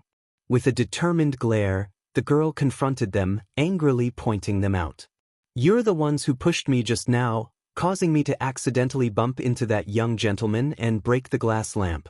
You should be responsible for compensating for it. Xiaoyi, Xiaochun, don't let them leave. They need to pay." Her two maidservants swiftly obeyed, rushing over to confront the individuals and demand compensation. Tensions escalated rapidly, and the atmosphere grew charged with conflict. Chapter 1959. Misunderstanding. Amidst the escalating argument, Sun Bai, accompanied by his subordinate, found himself unable to depart immediately. Frowning inwardly, he couldn't help but cast a reproachful glance at the woman embroiled in the dispute. In his mind, Sun Bai couldn't comprehend why such a fuss was being made over a mere glass lamp. Regardless of its value, there was a limit to its worth. His lord was certainly not lacking in wealth. He could easily afford to compensate for it, no matter the cost. Sun Bai was certain that Xiao Yunduan wouldn't haggle or fuss over such a trivial matter. Why, then, was this woman causing such a scene? Watching the woman's two maidservants engage in heated argument with the others only served to heighten Sun Bai's irritation. However, he opted not to intervene. After all, it wasn't his place to mediate. Besides, taking sides would only complicate matters further. Deciding to observe from the sidelines and await a resolution, Sun Bai failed to realize the implications of his inaction. This was the Lantern Festival, a bustling event teeming with crowds. It was a magnet for onlookers eager to witness any spectacle. Before Sun Bai could discern the gravity of the situation, a throng had gathered around, drawn by the commotion. As the crowd swelled, the likelihood of encountering acquaintances increased exponentially. With the growing crowd, the likelihood of encountering acquaintances skyrocketed, especially for someone like Sun Bai, a constable of the An's province's government office, known to many in the city. True to expectations, it didn't take long for someone to recognize him amidst the throng. Before long, a familiar face approached Sun Bai, offering greetings and inquiring about the situation, offering assistance if needed. The sharp-witted maidservant, Xiaoyi, seized the opportunity to amplify the situation, raising her voice to draw attention. Boom! In no time, the entire gathering was abuzz with speculation. As rumors spread, they took on a life of their own, growing increasingly absurd. Soon, the tale morphed into a sensationalized narrative. Lord Xiao, witnessing an injustice, unsheathed his sword to defend a young and beautiful woman being harassed by ruffians in the lantern market, accidentally shattering a glass lamp in the process. His chivalrous act sparked awe and admiration throughout the crowd. The romantic gossip between a man and a woman had always been a favorite topic of discussion among the locals. Even the slightest hint of a connection would set imaginations alight, sparking wild interpretations and rampant rumors. The intrigue was heightened by the fact that one party was a young and beautiful heiress from an obscure family, while the other was a rising star, the Lord Prefect. The tantalizing 8 trigrams between them fueled endless curiosity and speculation. As the crowd swelled that night, Sun Bai began to sense that something was amiss. Dismissing the instigators and compensating the girl with silver, he attempted to clarify the situation. However, some people were more inclined to believe their own fantasies than the truth. There were even those who cynically believed that Sun Bai's explanations were merely attempts to cover up the real story. As for Sun Bai's true intentions? Well, that was a secret he couldn't divulge. Her speculation wasn't unfounded. It had a basis. After all, why would Constable Sun escort that girl home that night if there wasn't something between her and Lord Xiao? It seemed like the most logical conclusion. Upon hearing this later on, Sun Bai couldn't help but feel dejected. The girl had pleaded with him pitifully to accompany her home, citing fear of further harassment from the instigators. Faced with a vulnerable trio of women in the dead of night, Sun Bai found it impossible to refuse. Chapter 1960, Unexpected. If anything were to happen to that girl, it could potentially implicate Lord Xiao, making the situation difficult to explain. From Sun Bai's perspective, he had simply escorted her home, ensuring her safety with the presence of his subordinates and 2 acquaintances. He had believed it would be a straightforward task, but he hadn't anticipated the ensuing rumors. In reality, the moment the girl accidentally shattered the glass lamp on Xiao Yunduan, events spiraled out of his control. Both Xiao Yunduan and Sun Bai remained unaware of the rumors circulating about them. For Xiao Yunduan, it was a minor incident that he swiftly left behind, delegating to Sun Bai without further concern. As for Sun Bai, he too saw the night's events as uneventful and quickly moved on. With the demands of post-spring festival responsibilities looming, neither of them gave much thought to the incident thereafter. Thus, he found himself at a disadvantage. This was the unfolding narrative. Meanwhile, Qiao Xian and Mrs. Jia didn't linger long at the festival, as women typically didn't stay out late. By the time Qiao Xian returned home, Xiao Yunduan had already retired for the night, and Anan was sound asleep. The couple settled into their room, and the night passed without incident. With the conclusion of the spring festival, Xiao Yunduan was consumed with tasks like rice planting and road repairs, leaving little room for leisure. Given that the rice seeds had been provided by the government the previous year, Xiao Yunduan intended to continue his partnership with Yuezheng Xiao for this year's crop. However, no one could guarantee the same yield as last year. It was widely regarded as a stroke of luck, an anomaly in the Lord Prefect's favor. Qiao Xian recognized the importance of managing expectations moving forward. If the same level of prosperity from the previous year was expected again this year and beyond, disappointment and resentment among the people would inevitably arise. With this in mind, Qiao Xian decided against intervening in the rice production this year, including her own 60,000 mu of paddy fields. Upon returning from their hunting trip in Meili Town, Xiao Yunduan and Qiao Xian had already conferred with Jia Hemming and others regarding the road repairs, and the project was now officially underway. The infrastructure of An's province had languished for numerous years, leaving the roads to various towns in dire need of repair. In the 3 towns near the capital city, the road conditions were relatively better. However, as one moved further away from the capital, the road conditions deteriorated significantly. The 2 towns furthest away faced substantial challenges in transporting rice seeds and collecting taxes on public grain every year. The state of those roads was a constant headache for authorities. Xiao Yunduan agreed with his wife's perspective. He realized that if they aimed to prosper, they needed to prioritize road construction. Inadequate transportation infrastructure would hamper the exchange of goods, hindering commoners from bringing out specialty products for sale. Their own family's experiences underscored this point. To achieve prosperity, they needed to engage in commerce. Engaging in commerce didn't necessarily mean everyone becoming a merchant. Their family could sell various products like tea leaves, silver fungus, medicinal herbs, mushrooms, and fruits for profit. However, the lack of a reliable road network made buying and selling incredibly inconvenient. Following the 15th, Xiao Yunduan dispatched a reliable scribe to enlist locals familiar with the terrain to survey and record the land, laying the groundwork for road construction. Chapter 1961. Busy. Most of the road repairs involved filling in the original foundation and widening some sections. The overall layout remained largely unchanged, provided one was willing to endure hardship and adhere to provincial regulations. Manpower for road repairs was readily available through conscription, with nearby commoners providing the necessary labor force. The government historically employed this method whenever manpower was needed. However, the real challenge lay in financing the road repairs. Procuring materials such as stone, wood, sand, and essential medical supplies, particularly trauma medication, required significant funds. Additionally, providing daily meals for laborers was essential, as Xiao Yunduan insisted on ensuring they worked on full stomachs.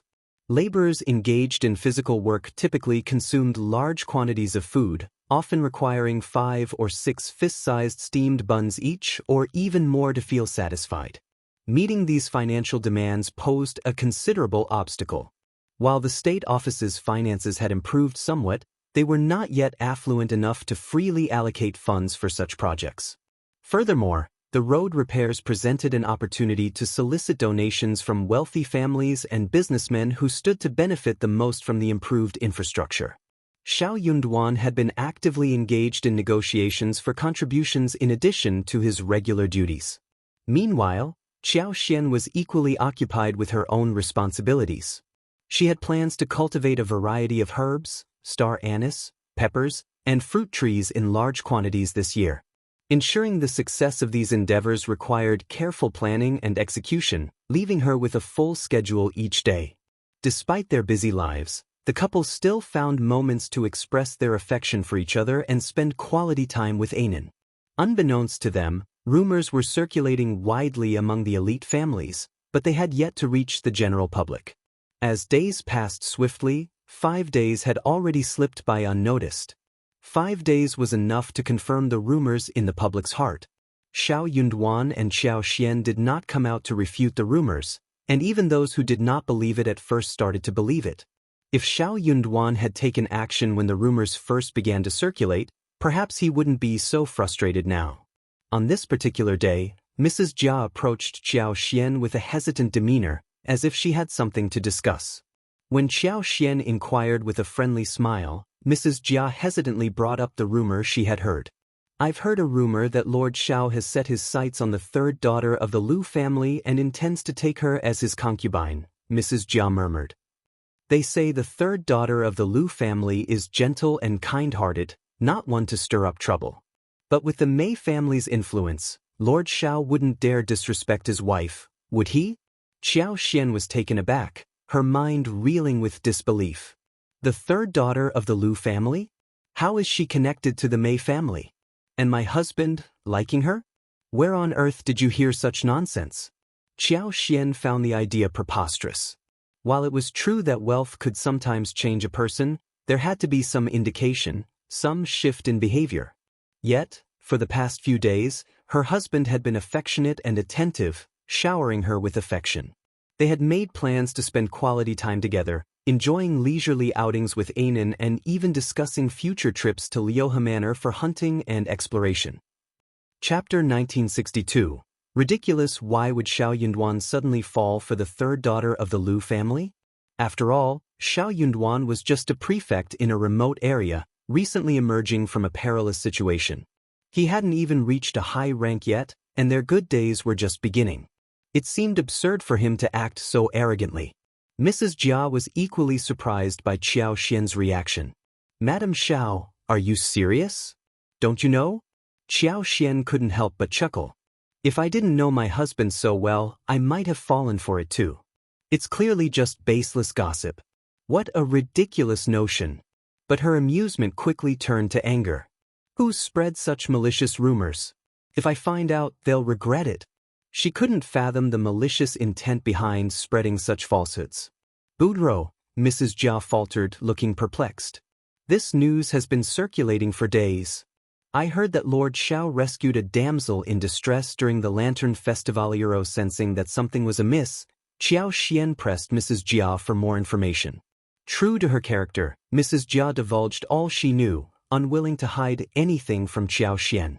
The rumors sounded plausible and confident, and with so many witnesses, it was easy to believe. Lord Xiao had even requested Constable's son to escort Miss Lu home.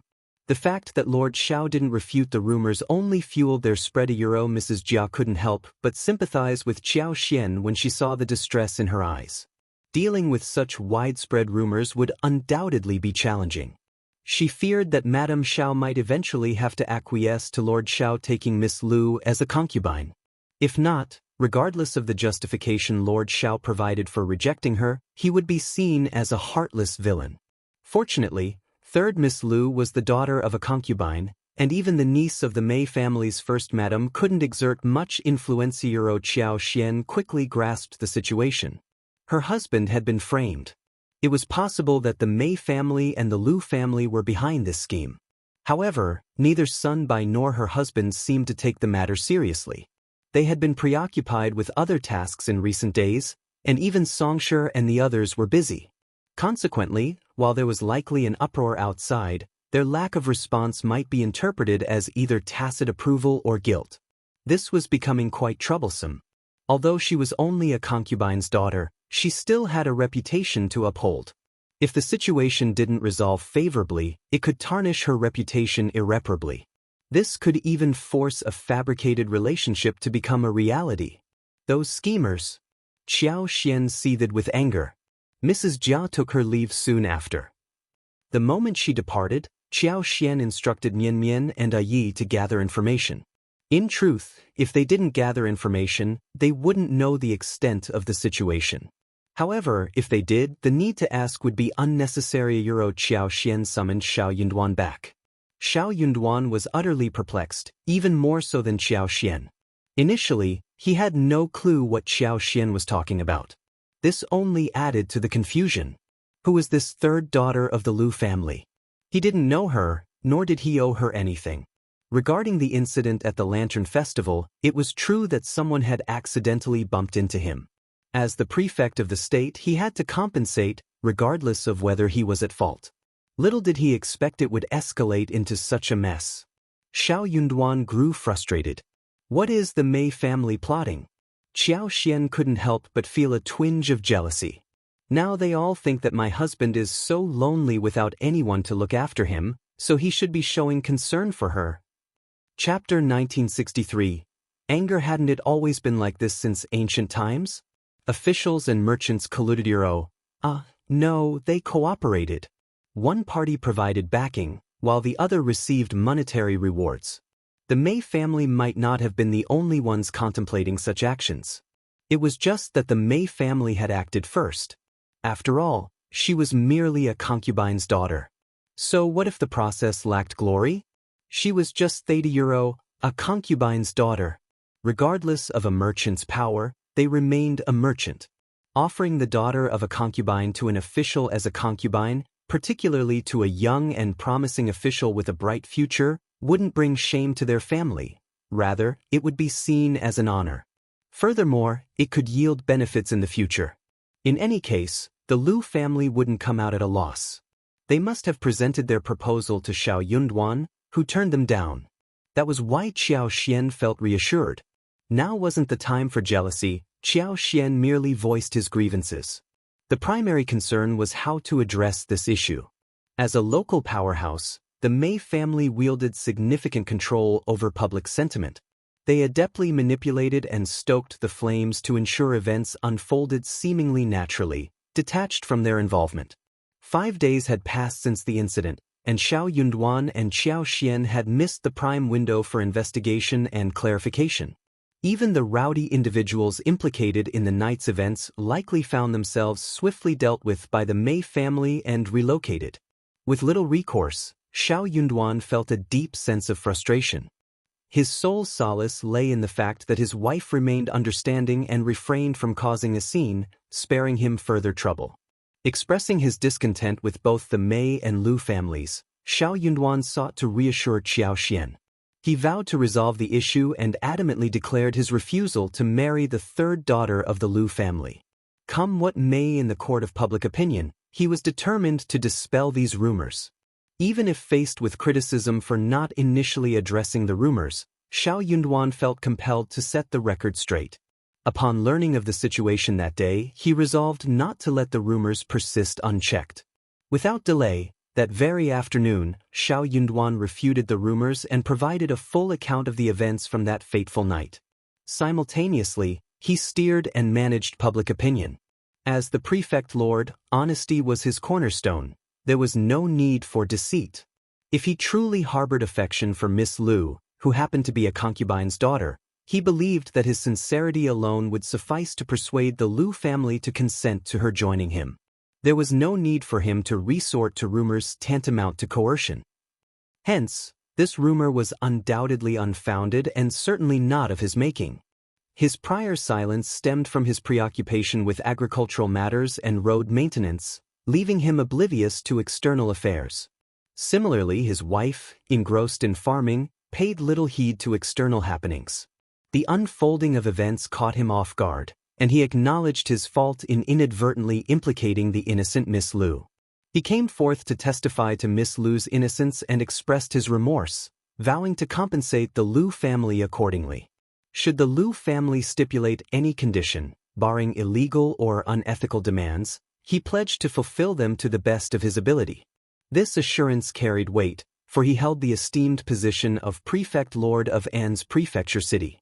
Failure to uphold his word publicly would tarnish his reputation and jeopardize his future endeavors. Chapter 1964, Self-Recommendation. Simultaneously, Xiao Yunduan gravely addressed the presence of an instigator working behind the scenes to sow discord between himself, the Lu family, and the Mei family. Their aim was to disrupt the harmony and progress of An's prefecture. Such a person was utterly despicable. He pledged to launch a covert investigation to uncover the identity of this malicious individual. Once found, they would face severe consequences for their sinister actions. These words reverberated with shock among the onlookers. Many were intimidated into silence, refraining from reckless discussions. Even if the flames of discontent burned within, they dared only to confide in their families behind closed doors, avoiding any brazen remarks. The citizens of An's city were well aware of Lord Xiao's capabilities. His stern warning quelled any further impudence. Despite their influence, were they as formidable as the bandits from the three villages? To Xiao Yunduan's surprise, second Old Master Lu, the father of third Miss Lu, visited the prefect's office the following day. Reluctantly, Xiao Yunduan appeared, understanding the gravity of the situation, despite his inner discontent. Second Old Master Lu approached with genuine contrition. He bowed deeply to Xiao Yunduan, expressing profound apologies and acknowledging the fault of the Lu family in the unfolding events. He explained that the Lu family had been caught off guard by the rumors, utterly bewildered by the situation. Given the involvement of the prefect lord, they hesitated to make any hasty remarks, fearing inadvertent offense. To do so would be a grave transgression. Hence, they awaited the prefect lord's declaration, hoping to gauge his stance first. Little did they anticipate that the prefect lord, engrossed in his administrative duties, remained unaware of the situation until it had escalated to its current stadia. The Lu family's shame was palpable. Xiao Yunduan clenched his jaw. Devoid of the Mei family's support, Xiao Yunduan found it difficult to believe that the Lu family would feign ignorance and perform a charade before him. As one of An's province's two prominent family clans, the Mei family managed to deceive everyone except him, displaying audacity bordering on arrogance by not even fearing his ire. Xiao Yunduan had little patience for second Old Master Lu's lengthy explanations. Cutting him off, he declared the matter resolved. As long as the Lu family remained reasonable, all would be well. His assurances stood firm. If the Lu family harbored any requests within his capacity to fulfill, he would not hesitate to oblige. To his surprise, Second Old Master Lu made an immediate plea. He implored Xiao Yunduan to take Lu Xianyun as his concubine. Lord Xiao, you've met the girl. She is suitable to serve both you and your wife. The Lu family's sincerity is genuine, and the girl herself is willing. I earnestly hope that Lord Xiao can grant my wish. Lord Xiao, I understand your demanding schedule, and it might be challenging for Madame Xiao to manage alone. Despite my daughter's delicate appearance, she has received a thorough education from her mother. If she accompanies you and Madame, she will undoubtedly adhere to the rules and never overstep her bounds. You can trust in her obedience, Lord. Furthermore, with your formidable capabilities, who would dare to flout the regulations under your watchful eye? Given the circumstances, my daughter is, after all, a woman. This situation is somewhat a in addition, perhaps it is fate. It seems too coincidental otherwise, don't you think? Chapter 1965. 3 May Brothers. Lord, I implore you to grant my request. Second Old Master Lu pleaded earnestly. He subtly hinted at Lu Xianyun's upbringing, emphasizing her education in etiquette, painting, and calligraphy since childhood. Should she become part of the Lu family, they would spare no expense on her dowry. Xiao Yunduan found Second Old Master Lu's words repugnant. Maintaining his composure, he instructed someone to escort Second Old Master Lu out of the room. The atmosphere within the prefectural government office had changed. Such brazenness and shamelessness were no longer tolerated. Despite his indignation, Second Old Master Lu refrained from causing a scene, his demeanor darkening as he departed in disappointment. His resilience was noteworthy. Though he left Xiao Yunduan's presence crestfallen, he regained his composure and dignity upon reaching the court's entrance, appearing calm and refined once more. It was as if he was having a great conversation with Lord Xiao. Those who didn't know better would think that he was satisfied. Second Old Master Lu did not go home directly. The carriage circled the streets and found a secluded alley with few people. After making many turns, he quietly entered through the corner door at the back of the Mei residence. The 3 old masters of the Mei family were all at home. It seemed like they were still waiting for him. How's that? How is it? Second Old Master Lu smiled bitterly. What did you say? Under the interrogation of the 3 brothers of the Mei family, Second Old Master Lu recounted the process of meeting Xiao Yunduan in detail. The more the 3 brothers of the Mei family listened, the worse their expressions became. Second Old Master Lu, the serious second brother-in-law of the Mei family, had always been a little afraid. Moreover, the Mei family was much stronger than the Lu family.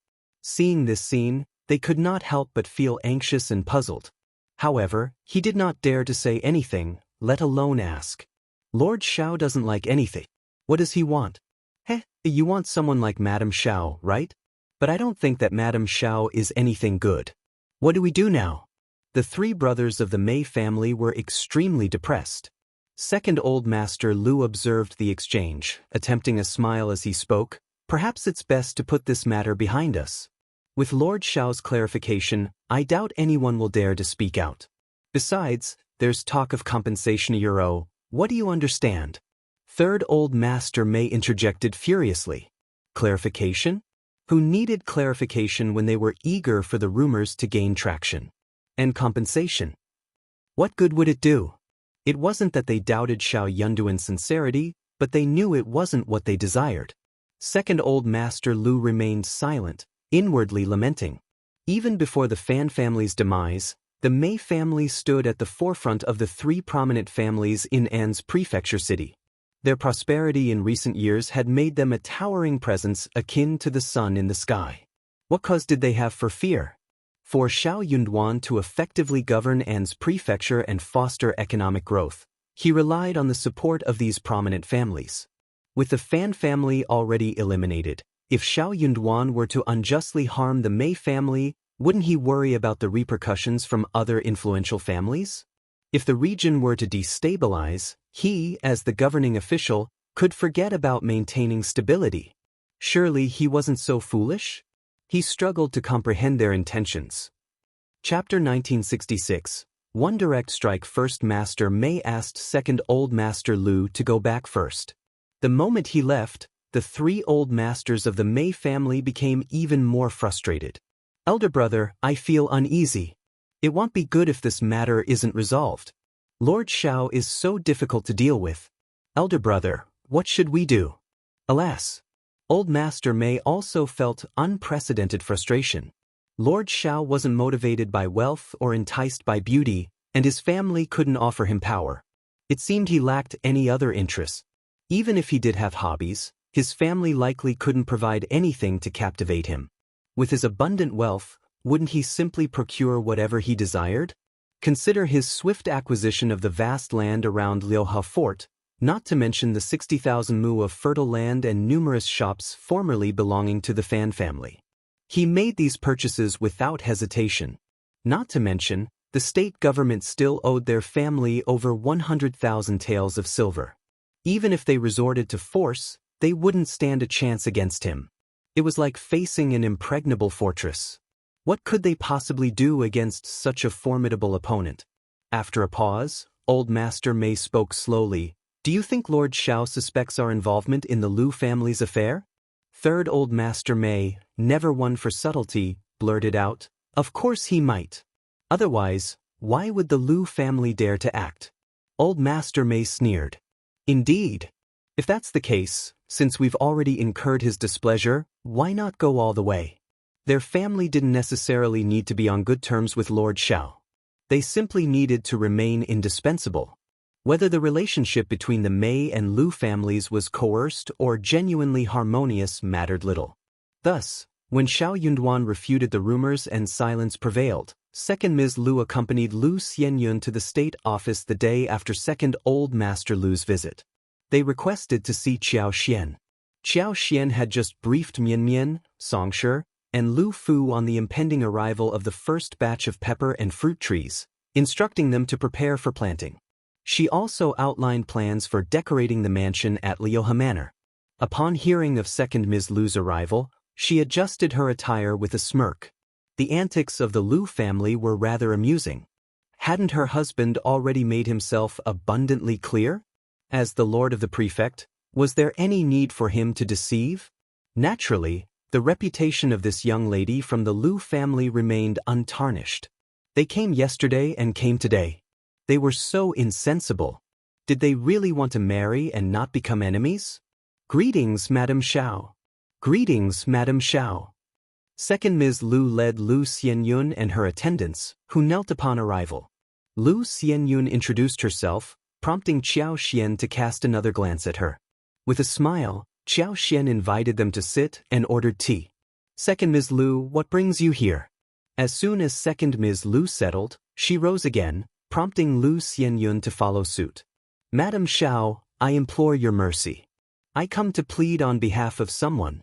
Pretending ignorance, Qiao Xian arched an eyebrow, feigning innocence. That's peculiar. I can't fathom why the Lu family would seek my clemency. Second Ms. Lu, are you jesting with me? I wouldn't dare jest with you, Madame Xiao. No matter your intelligence, dignity, and virtue, I wouldn't dare deceive you. It's all because of this girl. Chapter 1967. Leaving her behind, I understand that the blame has been directed towards the Lu family for this incident. We were sluggish in our response and nearly tarnished Lord Xiao's reputation. I extend my sincerest apologies to you and Lord Xiao.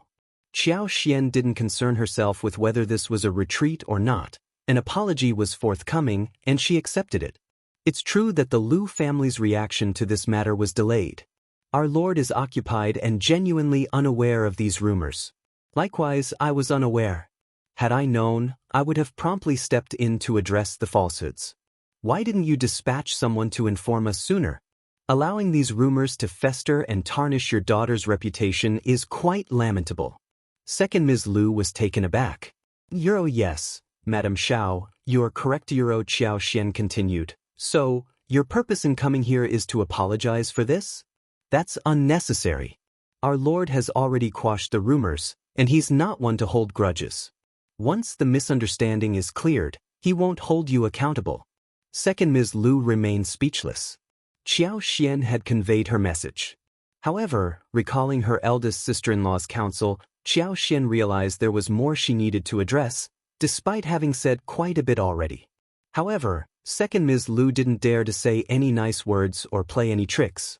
Madame Xiao didn't fall for it at all. Second Ms. Lu feigned ignorance of Xiao Xian's implication, gazing at her with sincerity. Lord Xiao and Madame Xiao, I appreciate your kindness, but not everyone in this world possesses such generosity. There are countless fools who revel in mocking and attacking my third daughter with their vile words. She suffers unjustly.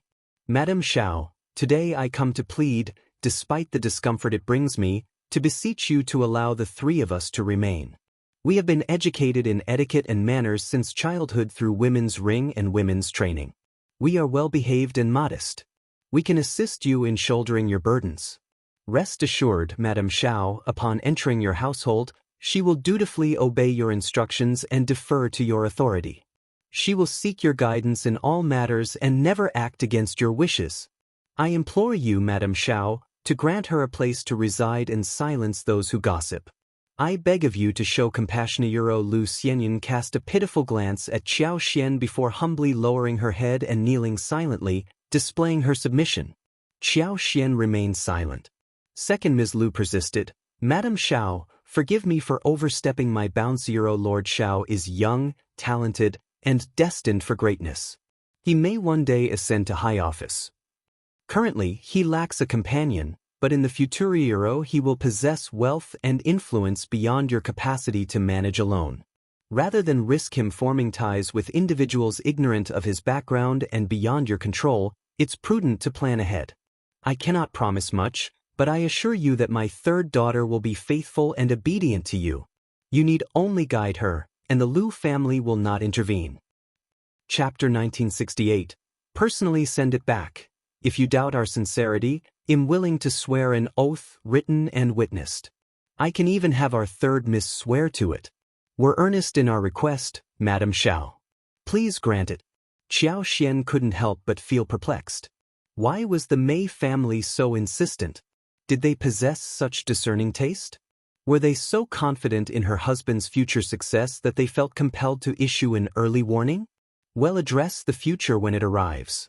I'm not one to concern myself with long-term planning.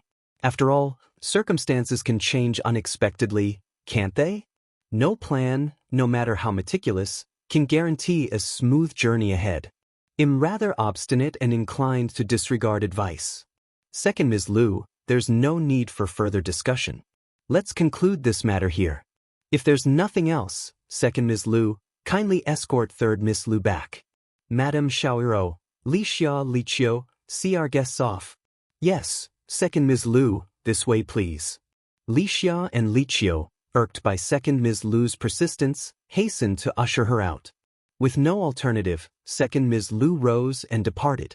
Lu Xianyun obediently followed her mother out of the office.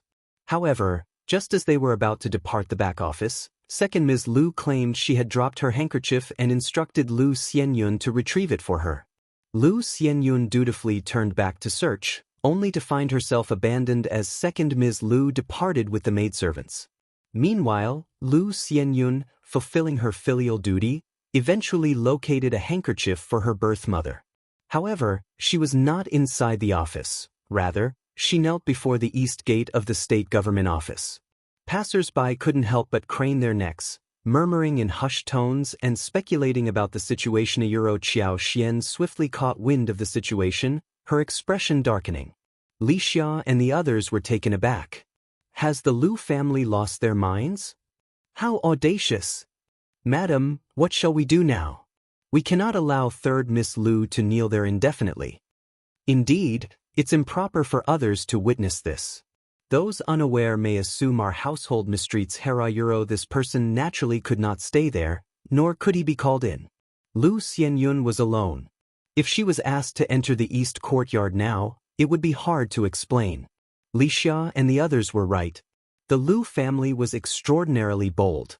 They were blatantly coercing them. Prepare the carriage. I'll take her back myself. Xiao Xian got up. When Xiao Xian came in person, the Lu family had no choice but to open the door. Second Ms. Lu, overwhelmed with guilt, concealed herself and avoided encountering Xiao Xian.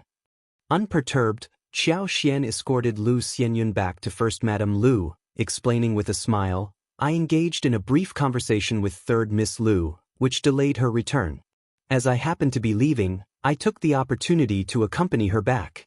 Now that she's safely home, I must bid you farewell as I have other matters to attend to. The Lu family hadn't anticipated Xiao Xian's swift return with Lu Xianyun.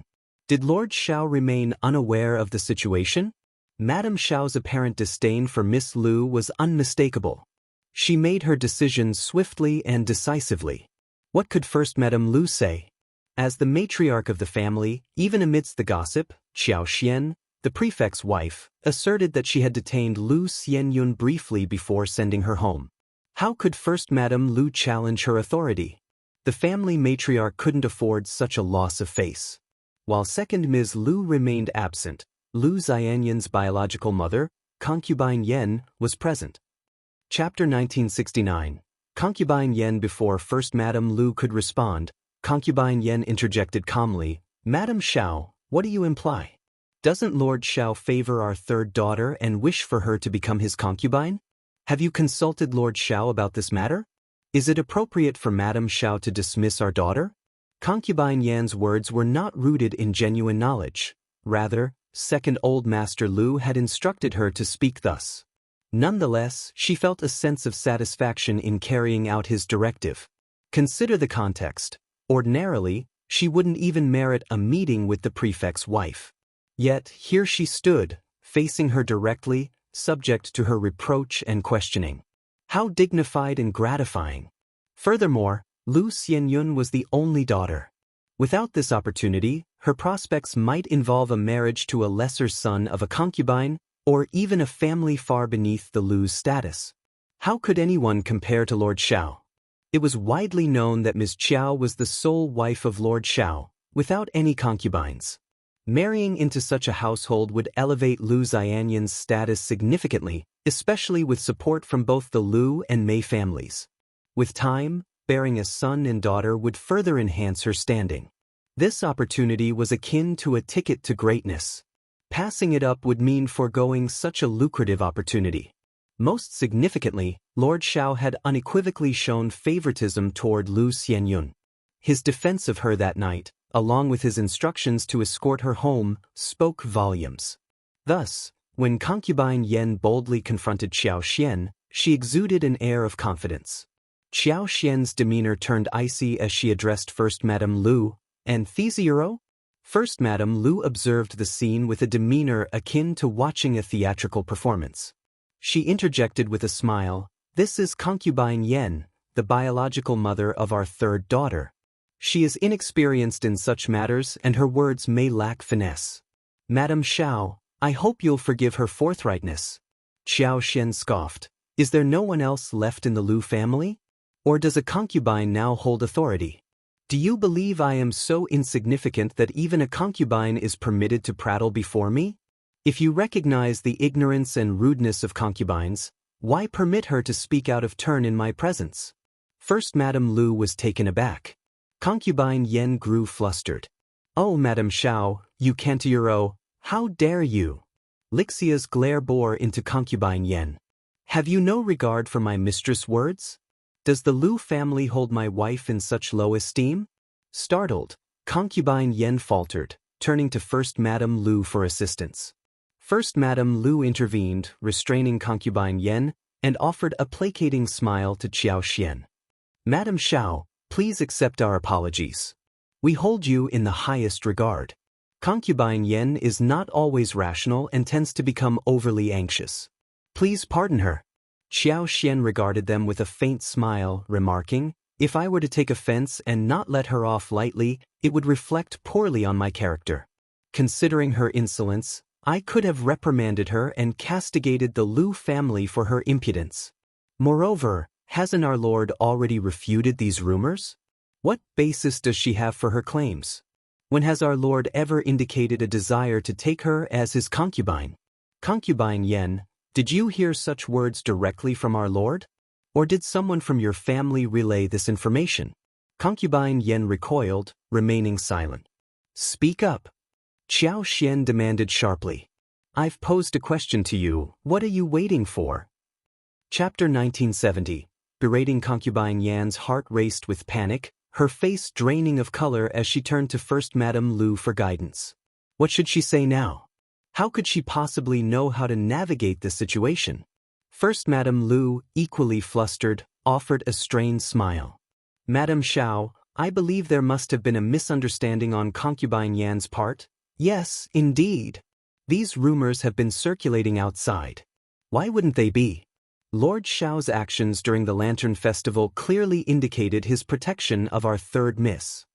Concubine Yan interjected hastily, attempting to justify her previous statement. Xiao Xian's anger simmered beneath the surface as she glanced at First Madame Lu. What a fascinating family dynamic you have. Despite Lord's refutation of the rumors, why would someone within the family entertain such absurd notions? And to think it's the biological mother of third Miss Lu. Like mother, like daughter, indeed. What sort of character does third Miss Lu possess? How could you dare to propose such an alliance to our Lord? Are you attempting to demean his honor? First Madame Lu and concubine Yan's expressions shifted uneasily. Madame Xiao, you have misunderstood, that's what the rumors allege. Even if we don't voice it, others will. But it seems that it's too late to halt the spread of gossip now. Has our misreputation been tarnished in vain? That's your concern, Xiao Xian retorted icily. Lord has already dispelled these rumors. If anyone dares to utter falsehoods again, you have every right to take them to court, and Lord will mete out justice impartially. How can you claim her reputation is sullied? All of Anza's inhabitants fall under Lord's jurisdiction, and when he perceives injustice, he intervenes. Even if it hadn't been your daughter that night, Lord would have acted the same. Are you implying that our Lord should be held accountable for every baseless rumor? That's preposterous. What regard does your Lu family have for our Lord? Do you think you have the authority to make decisions on his behalf? Should our Lord bear responsibility for the malicious machinations of those with dark, deceitful, and shameless intentions who fabricate rumors to besmirch his name? But on that day, our Lord has already refuted the rumors, rendering any further discussion irrelevant. Xiao Xian cut off concubine Yan's attempted defense, unwilling to entertain further fruitless debate. Some individuals were simply beyond reasoning with, and she deemed it more prudent to set a firm example. With a piercing gaze, Xiao Xian turned her attention to First Madame Lu. First Madame Lu, how do you propose to discipline a servant who disrespects their superior and slanders their master? Caught off guard, First Madame Lu sensed the weight of the question, recognizing it as a potential trap. Nevertheless, she had no choice but to respond. If such a servant were to exist, we would have to expel them from the household. We might administer a punishment such as a beating or selling them away to a distant location. Indeed, we cannot tolerate such insubordination within our ranks. Failure to address it would only lead to chaos within the family. As for concubine Yan, not only did she disregard my authority, but she also propagated false rumors and besmirched our Lord's reputation. While she may hold a higher position than a common servant, she is still a concubine. Shouldn't she face appropriate consequences for her actions? First Madame Lu's eyelids twitched nervously, sensing the gravity of the situation.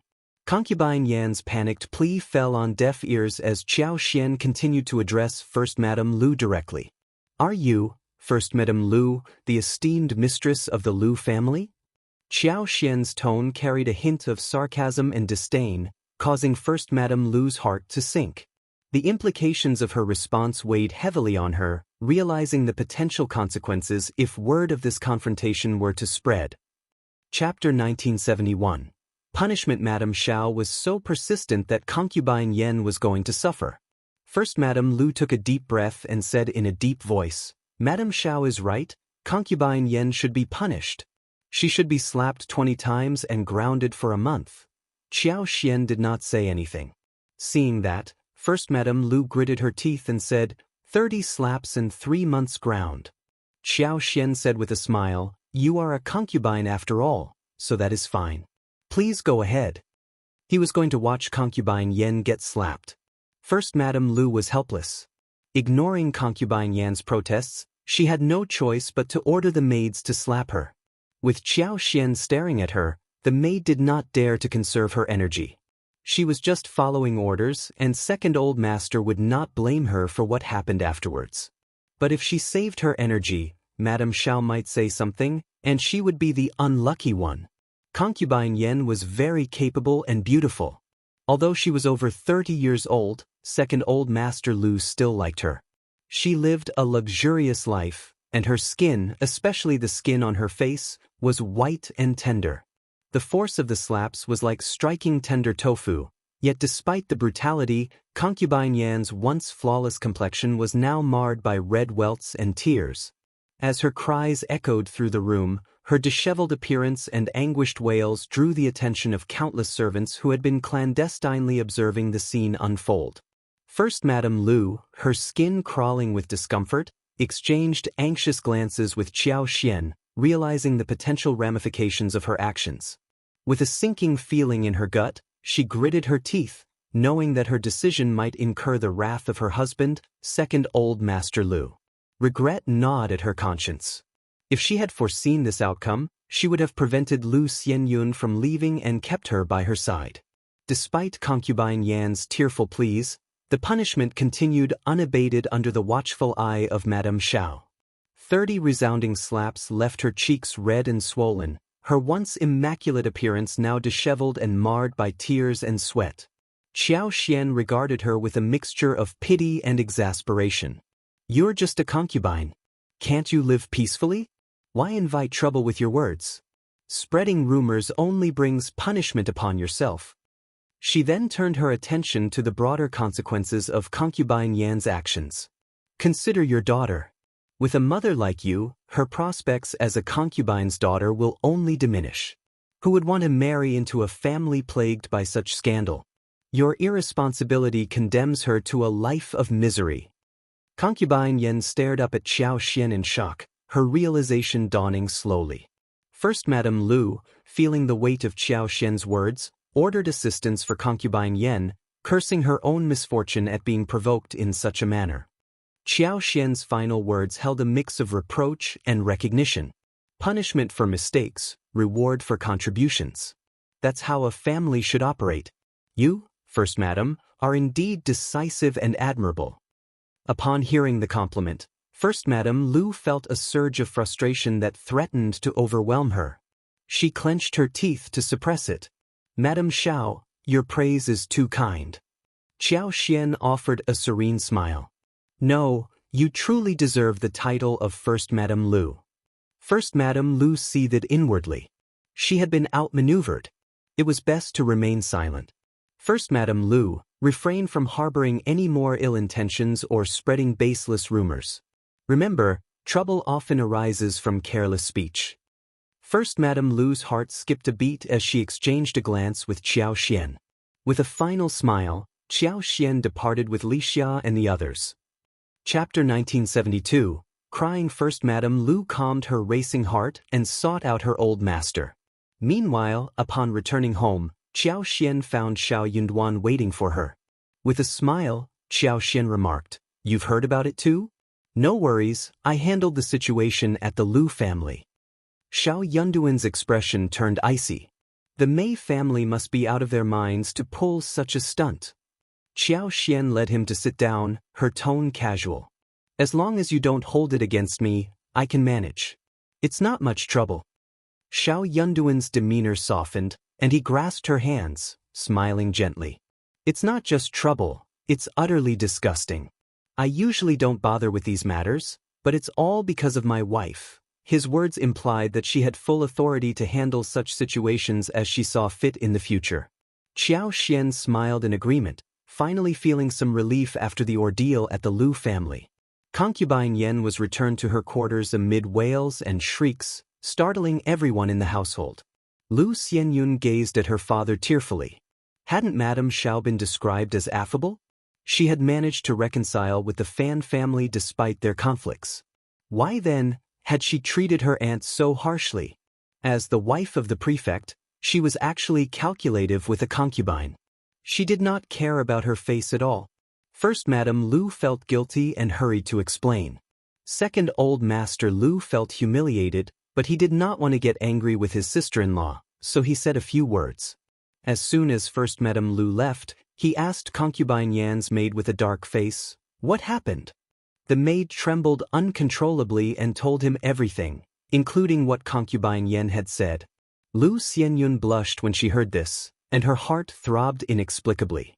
When the concubine found out that the Mei family intended to help her marry Lord Xiao as a concubine, she told her a lot about her future prospects in private. Her heart was in a mess, and her heart was in turmoil. Her ambition was aroused. She seemed to think that Lord Xiao had noticed her. Otherwise, he wouldn't have compensated her and asked someone to send her home. She had totally forgotten that Xiao Yunduan, as the lord of the prefect, was suspected to have damaged someone else's things in front of everyone. How could he not compensate her? As for getting Sun Bai to send her home, she was the one who asked for it, and it had nothing to do with Xiao Yunduan. Concubine Yan's mouth was sore and swollen, and she was so angry that she cried out in frustration. "Old Master, it was all Madame Xiao's idea today, and all the servants who came were from the back of the house. I didn't even see a single bailiff. Lord Xiao and Lord Xiao might not even know about this. Our third daughter is so nice, and Lord Xiao is not at a disadvantage. No man would refuse such a beautiful thing. I think Madame Xiao must have done it on her own. Sob, Old Master, even if you don't care about me, you have to stand up for our third daughter. Why don't you ask the Mei family for help? Our third daughter can't be harmed like this." Lu Xianyun also looked at her father eagerly, hoping for his support. Second Old Master Lu was also indignant. He stomped his feet and went to the Mei family again to seek assistance. First, Mrs. Mei cut to the chase when she met with Qiao Xian directly. The Mei family did not have a girl of the right age, and the third daughter of the Lu family was a mature and polite woman. The Mei family had no evil intention, they simply wished to present her as a gift to Lord Xiao. Chapter 1973, Deal with this arrangement. The Mei family pledged their unwavering support to Lord Xiao. Regardless of his actions, they would stand by him. Essentially, it was a transaction. In this exchange, the Mei family sought a powerful ally. With their backing, Lord Xiao would undoubtedly gain advantages. It was a mutually beneficial arrangement. Of course, Lu Xianyun was the daughter of a concubine. Given that Madame Xiao had already borne Lord Xiao's eldest son, and Lord Xiao was not one to favor concubines over his wife, there was no need for concern. If Madame Xiao felt that Lu Xianyun had erred, she could reprimand her. She even proposed to Lord Xiao that if he did not accept Lu Xianyun, they could find another suitable candidate. First, Mrs. Mei's words seemed forthright and sincere, as though she was merely discussing matters of wealth and influence. But Qiao Xian found the whole conversation repugnant. Then, without hesitation, she turned down the offer. Though she valued her reputation greatly, being the wife of an official demanded it, she couldn't help but feel a pang of jealousy when first Mrs. Mei proposed the alliance. Because only a jealous woman would reject such an advantageous offer, one that could benefit her husband without posing any harm. Only a woman consumed by jealousy. Qiao Xian seethed at the thought of how the Mei family was attempting to manipulate her into jealousy. She was not about to give first Mrs. Mei any satisfaction. If I say no, then it's no. My husband has no need for such connections. Spare your efforts and don't approach him. Even if he were to consider it, I would never agree. And if I don't agree, no woman will enter the Xiao family. Do you understand? Nevertheless, my husband genuinely desires to govern An's province in harmony with its inhabitants. Any family, so long as they conduct themselves properly, adhere to the law, and refrain from underhanded activities, need not fear him. He will support them wholeheartedly. You can rest assured. First, Mrs. Mei's attempts at persuasion fell flat. Old Master Mei took matters into his own hands and approached Xiao Yunduan directly, but the outcome was no different. Upon returning to the East Yard, Xiao Yunduan relayed to Qiao Xian, Deputy Prefect Jia hinted that there might be something off about the Mei family. Qiao Xian was taken aback. What do you mean? Xiao Yunduan sighed with a bitter smile. I'm not sure either, and Deputy Prefect Jia couldn't quite put his finger on it either. But there's definitely something peculiar going on. Otherwise, the Mei family wouldn't be acting this way. It's out of character for them. He sensed that something was awry. Jia Hemming's reminder had sparked a realization within him, but the exact nature of the situation remained elusive. Unable to decipher the mystery, Xiao Xian smiled and said, "We needn't dwell on it. Whatever their intentions are, they'll reveal themselves in due time." Xiao Yunduan nodded, gently grasping her shoulders. "I've already instructed Zheng Sang to discreetly investigate. Just to be safe, you should avoid going out these days. And if you must, ensure you're accompanied by additional guards." Xiao Xian chuckled. "They'll be cautious, don't worry. The trauma from her abduction by the fourth prince's men would linger for a lifetime." Xiao Xian empathized with him deeply,